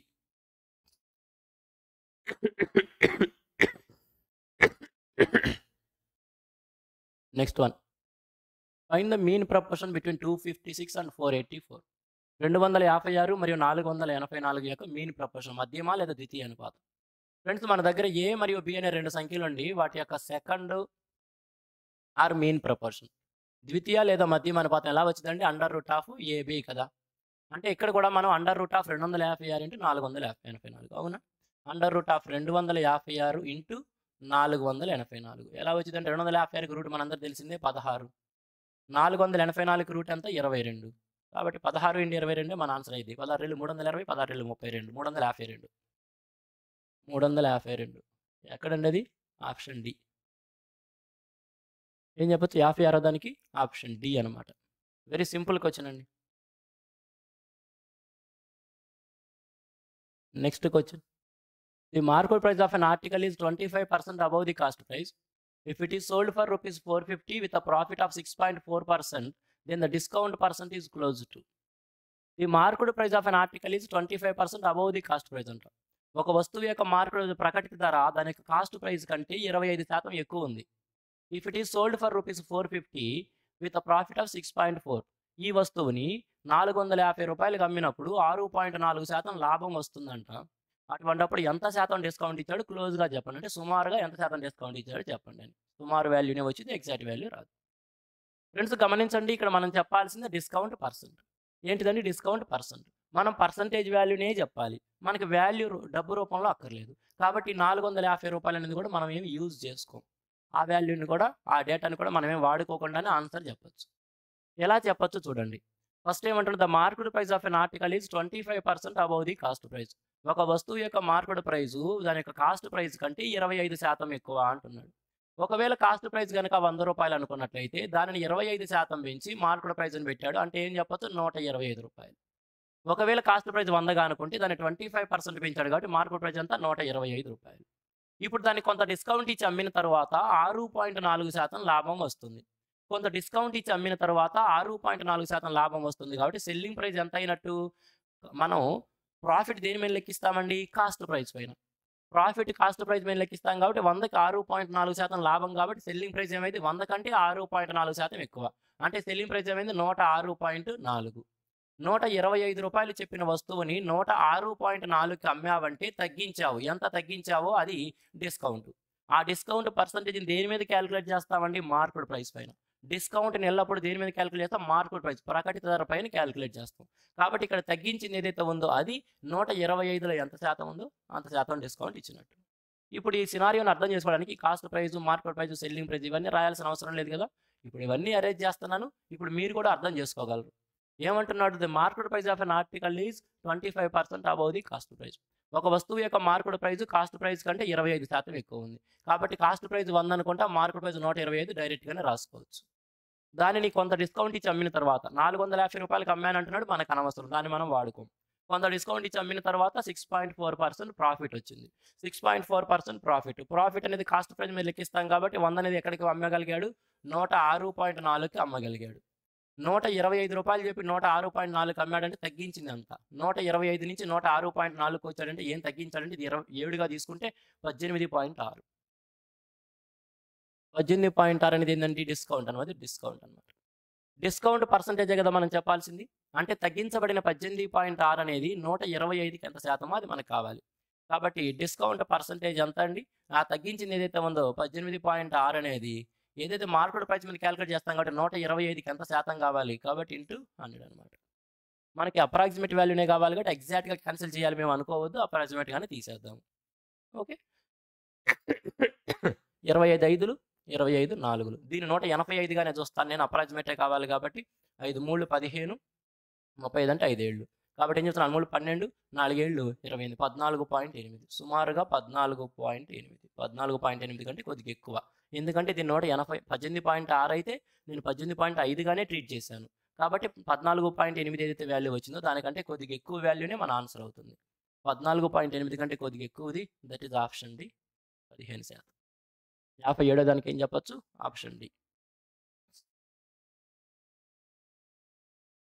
Next question. A sofa set is offered for a sale at 3 successive discounts of 10%, 5% and 2%. Find the net selling price of the sofa set if it is market price is 18,000. ఒక sofa set నంట 3 వరుస తగ్గింపుల తరువాత అమ్మాడంట. ఒక sofa set ఉంది. దాని యొక్క market price ఏమో 18,000 రూపాయలు. దాని యొక్క ప్రైస్ 18,000 రూపాయలు చెప్పి 3 వరుస తగ్గింపులు ఇచ్చాడు. ఆ తగ్గింపులు ఏంటంటే 10%, 5% అండ్ 2%. 18,000 రూపాయల మార్కెట్ ప్రైస్ ఉన్న ఒక వస్తువుని 3 వరుస తగ్గింపులు 10%, 5% మరియు 2% అనే 3 వరుస తగ్గింపులు తగ్గించి అమ్మిన తరువాత దాని యొక్క నెట్ సెల్లింగ్ ప్రైస్ ఏమవుతుంది అంటున్నాడు. అంటే ఈ 18,000 చెప్పిన దాన్ని 3 వరుస తగ్గింపులు ఇచ్చిన తర్వాత ఎంతకు అమ్మాడు అనేది కావాలి. సరే 3 వరుస తగ్గింపులు కాబట్టి మనం వాల్యూస్ తీసుకుంటే డెసిమల్స్లోకి వెళ్తాము. ఇక్కడ మనం సింపుల్గా అప్రాక్సిమేట్ వాల్యూస్లోకే వెళ్దాము. చెప్పాను కదా ఈ క్వశ్చన్స్ తయారు చేస్తున్న ఆ ఎగ్జామినర్ యొక్క ఉద్దేశం కూడా అప్రాక్సిమేట్ వాల్యూస్ తీసుకోమని, ఎగ్జాక్ట్ వాల్యూస్ తీసుకోమని కాదు. కొద్దిగా మనకి కనుక అవగాహన ఉంటే పర్సంటేజ్లో సక్సెసివ్ చేంజెస్ పైన అంటే వరుస మార్పులు అది పెరుగుదల అవ్వచ్చు లేదా తరుగుదల అవ్వచ్చు, సక్సెసివ్ ఇంక్రీజ్ అవ్వచ్చు, సక్సెసివ్ డిక్రీజ్ అవ్వచ్చు. వాటిపైన మనకి కొద్దిగా అవగాహన ఉన్నా సరే 10%, 5% అండ్ 2% 3 వరుస తగ్గింపులు సింగిల్ మొత్తంలో ఎలా తీసుకోవచ్చు అంటే సుమారుగా 16 లేదా 15%. డెసిమల్స్ ఉంటాయండి. ఎందుకంటే 10, 5, 2 మొత్తం కలుపుకుంటే 17% అయింది. కానీ మైనస్ పెట్టి AB/100 అనే పోర్షన్ రాస్తూ ఉంటాం కదా. కాబట్టి ఆ పోర్షన్ కొంత తగ్గిస్తే మొత్తం మీద ఒక 16 లేదా 17%. సింపుల్గా నేను ఒక 15% వాల్యూ తీసుకుంటున్నాను. మొత్తం మీద సింపుల్గా ఒక 15% వాల్యూ తీసుకుంటున్నాను. ఎందుకంటే అప్రాక్సిమేట్గానే తీసుకుంటాం. ఈ క్వశ్చన్ ఇచ్చిన అతని ఉద్దేశం కూడా అదే. 18,000 రూపాయలు 15% సుమారుగా తగ్గిస్తాను. 15%. దీంట్లో 10% ఎంత అండి? 1800, 5% అంటే 900, మొత్తం మీద 2,700. దానికంటే కొద్దిగా ఎక్కువ. సుమారు ఒక 3,000 రూపాయల దాకా తగ్గించుకోవచ్చు. సుమారు ఒక 3,000 రూపాయలు తగ్గిద్దాం. 3,000 ఎగ్జాక్ట్ కాదు, అటు ఇటుగా. 18 నుంచి 3 తీస్తే 15,000 చిల్లర రావాలి. 15,000 చిల్లర ఆప్షన్ బిలో ఉంది. అదే మన యొక్క కరెక్ట్ ఆన్సర్ అవుతుంది. ఒకవేళ ఎవరైనా స్టూడెంట్స్కి మూర్ఖత్వంతో వాదిస్తాము లేదా మేము ఖచ్చితంగా చేస్తామనే వాళ్ళు ఉంటే ఎలా చేసుకోవాలి? మార్కెట్ ప్రైస్ ఇచ్చాడు 18,000. 18,000 రూపాయల పైన ఫస్ట్ మారిపోయిందండి. ఫస్ట్ మారిపోయింది 10% డిస్కౌంట్ ఇచ్చాడు. 10% డిస్కౌంట్ ఇవ్వడం అంటే ఫ్రాక్షన్ వాల్యూ ఎలా రాయొచ్చు? 9/10. తరువాత ఏం చేశాడండి? తరువాత 5% డిస్కౌంట్ ఇచ్చాడు. 5% యొక్క ఫ్రాక్షన్ వాల్యూ 1/20 అంటే 20 ఉండాల్సింది 19గా మార్చాడు. కాబట్టి 19/20. తరువాత ఏం చేశాడండి? మరొక 2% డిస్కౌంట్. కాబట్టి ఏం చేయొచ్చు? 98/100గా చేశాడు. ఓపిక ఉన్నవారు లేదా ఖచ్చితంగా మా దగ్గర టైం ఉంది, ఎగ్జామ్లో మాకు మిగిలిపోయింది టైం, ఏం చేయాలో అర్థం కాక అష్టచమ్మ ఆడుకుంటున్నాం అనుకున్న వాళ్ళు దీంతో క్యాన్సిల్ చేసుకోవచ్చు. ఈ 2 సున్నాలు 2 సున్నాలు ఆ విధంగా మీరు మీ ఇష్టం వచ్చినట్టు ప్రొసీడ్ అవ్వండి. అయితే ఈ విధంగా స్టూడెంట్ చేత చేపియాలనే ఉద్దేశం ఆ క్వశ్చన్ ఇచ్చినోడిది కాదు. ఆ క్వశ్చన్ తయారు చేసినోడి ఉద్దేశం అది కాదు. మనం కూడా ఆ ఉద్దేశంతో ఆ క్వశ్చన్ చేయకూడదు. సుమారుగా ఇక్కడ ఏదైతే ఇవ్వబడిన సక్సెసివ్ డిస్కౌంట్స్ పర్సంటేజ్ పైన మనకి ఏమాత్రం అవగాహన ఉంది అని టెస్ట్ చేస్తానికి ఆ క్వశ్చన్ అప్రాక్సిమేట్ వాల్యూనే చేయాలి. 10%, 5% మరియు 2% అనే 3 వరుస తగ్గింపులు సుమారుగా ఎగ్జాక్ట్ వాల్యూ కూడా 3 వరుస తగ్గింపులు కాబట్టి డెసిమల్స్తో సహా ఎవరని చెప్పలేము. పేపర్ మీద చేస్తే చెప్పొచ్చు, నోటితో చెప్పడం అంటే ఎవరని చెప్పలేము. సుమారుగా ఏం చెప్పొచ్చు? 15, 2, 17 కాబట్టి దాని నుంచి తగ్గిద్ది. 17 కంటే తక్కువ అవ్వాలి. సుమారుగా 15 పాయింట్ సంథింగ్కి 16కి మధ్యలో ఉంటుంది. కాబట్టి 15% దాకా తొలగించేశాను. 15% అంటే సుమారుగా 3,000 తగ్గించేసేయాలి. కాబట్టి 3,000 తగ్గించేస్తే 15,082 రూపాయలని ఈజీగా ఆన్సర్ గుర్తుంచుకోవచ్చు. ఎగ్జామ్లో అలానే చేయండి. నేను ఎలా చేశాను అలా. కొంతమంది స్టూడెంట్స్ ఉంటారు మూర్ఖంతో కొన్ని మెసేజ్లు పెడుతూ ఉంటారు. అలా కాదు కదా, ఇది కదా, క్యాలిక్యులేటర్ దగ్గర పెట్టుకొని చేసి అది కదా, ఇది కదా అని నాకు నేర్పాలని చూస్తూ ఉంటారు. అటువంటి వాళ్ళు ఇలా చేసుకోండి. ఓకే. 58 దానికి option B. Next question. A and B can complete a piece of work in 18 days and 12 days respectively. They work on alternate days till the work gets completed. How long in days would it take A and B to complete the work, starting with A on the first day? A and B can complete a piece of work in 18 days and 12 days respectively. A మరియు B అనే ఇద్దరు వ్యక్తులు ఒక పనిని వరుసగా 18 రోజులు మరియు 12 రోజుల్లో చేయగలరు. టైమ్ అండ్ వర్క్ వచ్చును. ఇక తర్వాత ఎలా జరిగిద్ది అనేది కాసేపు పక్కన పెడితే, ముందుగా టోటల్ వర్క్, అక్కడ ఉన్న ఇద్దరు క్యారెక్టర్లు ఎవరైతే ఉన్నాయో ఏబి, ఇద్దరి యొక్క ఇండివిజువల్ కెపాసిటీ మనం రాసుకోవాలి ముందు కదా. కాబట్టి ఇక్కడ మనకి టైమ్స్ ఏవైతే ఇచ్చాడు 18 రోజులు 12 రోజులు, రెండింటిని చూస్తే ఈజీగా రాసేయచ్చు. అందరూ కూడా టోటల్ వర్క్ ఏం రాసుకోవచ్చు, 36. 36 పనిని ఏ అనే వ్యక్తి ఒక పనిని 18 రోజుల్లో చేయగలడు. అంటే ఏ అనే వ్యక్తి 36 పనిని 18 రోజుల్లో చేయగలడు. కాబట్టి ఏ యొక్క ఒక రోజు కెపాసిటీ ఏం చెప్పొచ్చండి, 36 పనిని 18 రోజుల్లో పూర్తి చేస్తున్నాడు కాబట్టి ఏ ఒక రోజు కెపాసిటీ 2. తర్వాత బి అనే వ్యక్తి అదే పనిని 12 రోజుల్లో చేయగలడు. 36 పనిని బి అనే వ్యక్తి 12 రోజుల్లో చేస్తున్నాడు కాబట్టి బి యొక్క ఒక రోజు కెపాసిటీ ఏం చెప్పొచ్చండి, 12 3 36 కాబట్టి బి యొక్క కెపాసిటీ ఒక రోజుకి 3. ఓకే, అలా ఉంది. తర్వాత ఏం జరిగింది, they work on alternate days till the work gets completed. రోజు విడిచి రోజు ఒక్కొక్క వ్యక్తి పని చేసుకుంటూ పని మొత్తం పూర్తి చేశారంట. అంటే మొదటి రోజు ఏ, తర్వాత రోజు బి, తర్వాత రోజు ఏ, తర్వాత రోజు బి, ఆ విధంగా రోజు విడిచి రోజు. ఇవాళ ఏ వర్క్లోకి వస్తే రేపు బి చేస్తాడు, మరలా తర్వాత రోజు ఏ వస్తాడు, ఆ తర్వాత రోజు బి పని చేస్తాడు. ఆ విధంగా ఆల్టర్నేట్ డేస్లో రోజు విడిచి రోజు ఒక్కొక్క వ్యక్తి పని చేసుకుంటూ వెళ్తూ ఈ మొత్తం పనిని వాళ్ళు పూర్తి చేశారు. How long in days would it take to A and B to complete the work, starting with A on the first day. మొదటి రోజు ఏ పనిని మొదలుపెట్టి ఈ విధంగా రోజు విడిచి రోజు ఆల్టర్నేట్ డేస్లో వీళ్ళిద్దరూ పని చేసుకుంటూ వెళ్తే మొత్తం పని ఎంత కాలంలో పూర్తవుతుంది అని అడుగుతున్నాడు. అంటే ఇక్కడ ఎలా జరుగుతుందండి, మొదటి రోజు ఏ స్టార్ట్ చేశాడు, ఎందుకంటే లాస్ట్లో ఇచ్చాడు చూడండి, starting with A on the first day. మొదటి రోజు ఏ అనే వ్యక్తి పని ప్రారంభించాడు కాబట్టి మొదటి రోజు ఏ స్టార్ట్ చేశాడు, రెండో రోజు ఎవరు పని చేస్తారు, బి, తర్వాత రోజు మరలా ఏ, తర్వాత రోజు మరలా బి, తర్వాత రోజు మరలా ఏ, తర్వాత రోజు బి, ఆ విధంగా వర్క్ కంటిన్యూ చేసుకుంటూ వెళ్ళారు ఆల్టర్నేట్ డేస్లో. మొత్తం పని ఎంత కాలంలో పూర్తయింది అని అడుగుతున్నాడు. ఫ్రెండ్స్ ఇక్కడ గమనించండి, ఆల్టర్నేట్ డేస్లో వర్క్ జరుగుతుంది, ఇద్దరు వ్యక్తులు ఉన్నారు కాబట్టి ఒక జత రోజుల్లో ఎంత పని పూర్తయింది. అంటే ఏబి ఒకసారి ఫోన్ చేసేటప్పటికి ఇది ఒక జతగా, తర్వాత మరలా ఒక పేరు, 2 రోజులకో పేరు, తర్వాత 2 రోజులకో పేరు, ఆ విధంగా చూసుకుంటే for every 2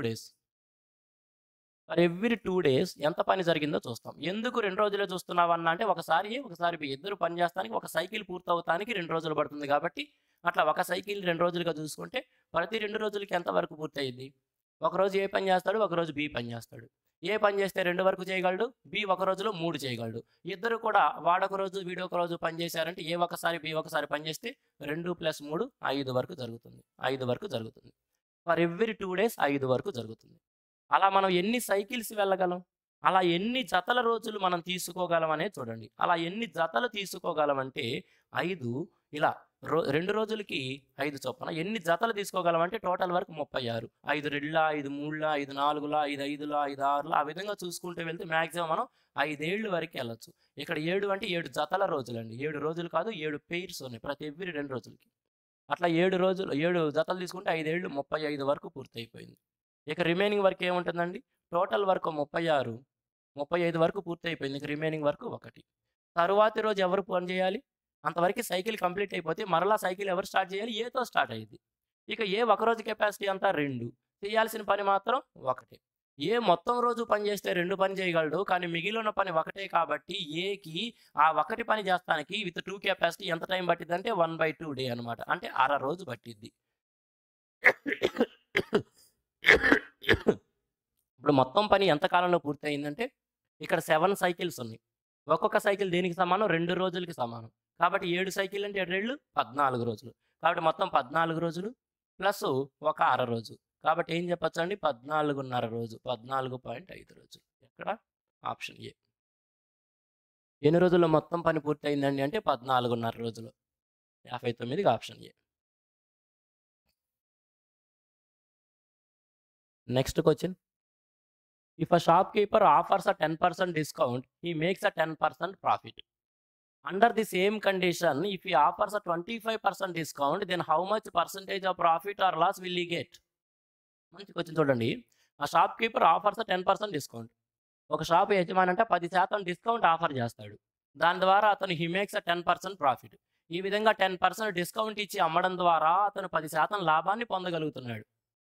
under the same conditions, ఇదే కండిషన్స్ ప్రకారం if he offers a 25% discount, ఒకవేళ అతను 25% డిస్కౌంట్ గనక ఇచ్చి అమ్మినట్లయితే then how much percentage of profit or loss will he get? ఎంత శాతం లాభం లేదా నష్టాన్ని అతను చవిచూస్తాడు అనేది క్వెషన్. ఫ్రెండ్స్ ఈజీగా చెప్పొచ్చండి. ఏమంటున్నాడు? 10% డిస్కౌంట్ ఇచ్చి అమ్మినప్పుడు 10% ప్రాఫిట్ వస్తుంది అంటున్నాడు. 10% డిస్కౌంట్ ఇచ్చి అమ్మితే 10% ప్రాఫిట్ వస్తుంది అంటే 10% డిస్కౌంట్ ఇచ్చాడు అంటే 90% ఆఫ్ ది మార్కెట్ ప్రైస్‌కి అమ్మినట్టేగా. అంటే 90% ఆఫ్ ది మార్కెట్ ప్రైస్‌కి అమ్మినప్పుడు 10% ప్రాఫిట్ వస్తుంది. 10% ప్రాఫిట్ రావడం అంటే 110% ఆఫ్ ది కాస్ట్ ప్రైస్ వచ్చినట్టేగా. ఎందుకంటే ప్రాఫిట్ ఆర్ లాస్‌ని కాస్ట్ ప్రైస్ దృష్టిలో లెక్కిస్తాం. కాబట్టి 10% ప్రాఫిట్ వచ్చింది అంటే 100% కాస్ట్ ప్రైస్‌తో పాటు మరొక 10% వచ్చింది. మొత్తం 110% వచ్చింది. 90% of the market price is equal to 110% of the cost price అయ్యింది. అదేవిధంగా ఒకతను 25% వాల్యూకి డిస్కౌంట్‌కి అమ్మినట్లయితే అంటున్నాడు. ఒకవేళ 25% డిస్కౌంట్‌కి అమ్మినట్లయితే 75% ఆఫ్ ది మార్కెట్ ప్రైస్‌కి అమ్మినట్లే కదా! మరి 90% ఆఫ్ ది మార్కెట్ ప్రైస్‌కి అమ్మితే 110 వస్తే 75% ఆఫ్ ది మార్కెట్ ప్రైస్‌కి అమ్మితే ఏమొస్తుంది అనేది కావాలి. ఇక్కడ with respect to cost price మనకి వాల్యూ వస్తుంది. ఎలా తీసుకోవచ్చు అప్పుడు? తెలిసిందే కదా! 75 × 110/90 అండి. ఎలా రాసుకుంటాము? 75 × 110/90. మీరు డైరెక్ట్‌గా అక్కడి నుంచైనా క్యాన్సిల్ చేసేయొచ్చు. ఒకవేళ అలా ఇబ్బందిగా ఉందనుకున్నోళ్ళు ఇలా రాసుకోవచ్చు. ఇక్కడి నుంచి అయినా సరే మనం ఎలా క్యాన్సిల్ చేయొచ్చు? 15 5లు 15 6లు అనమాట. ఓకే. 550/6 రాసుకోవచ్చు. లేదా 2, 3తో కొట్టేసుకోవచ్చు. అది మీ ఇష్టం అండి. ఎలానే చేయండి. 550/6 6, 6 9లు 54 10 కాబట్టి 6 ఒకటిలో పాయింటు 1.66 91.6 దాకా వస్తుంది. చూడండి 9 6లు 54 తీసుకున్న 18 కాబట్టి 6 ఒకట్లు 40 కాబట్టి 6 6లు ఆ విధంగా 91.66% దాకా వచ్చింది. 91.6% వచ్చిందంటే కాస్ట్ ప్రైస్ దృష్టిలో 91.66% వచ్చిందంటే తగ్గిందంటే నష్టం వచ్చింది. మొత్తం మీద లాస్ వచ్చిందైతే అర్థమైపోయింది. లాస్ అయితే వస్తుంది. మరి ఎంత లాస్ అండి అంటే 100%కి ఏదైతే తగ్గిందో అది లాస్. 91.66 ఉంది. మొత్తం 100% కాస్ట్ ప్రైస్.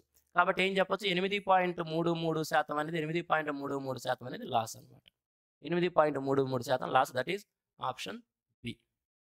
60వ దానికి ఆప్షన్ బి ఆన్సర్‌గా చెప్పొచ్చు.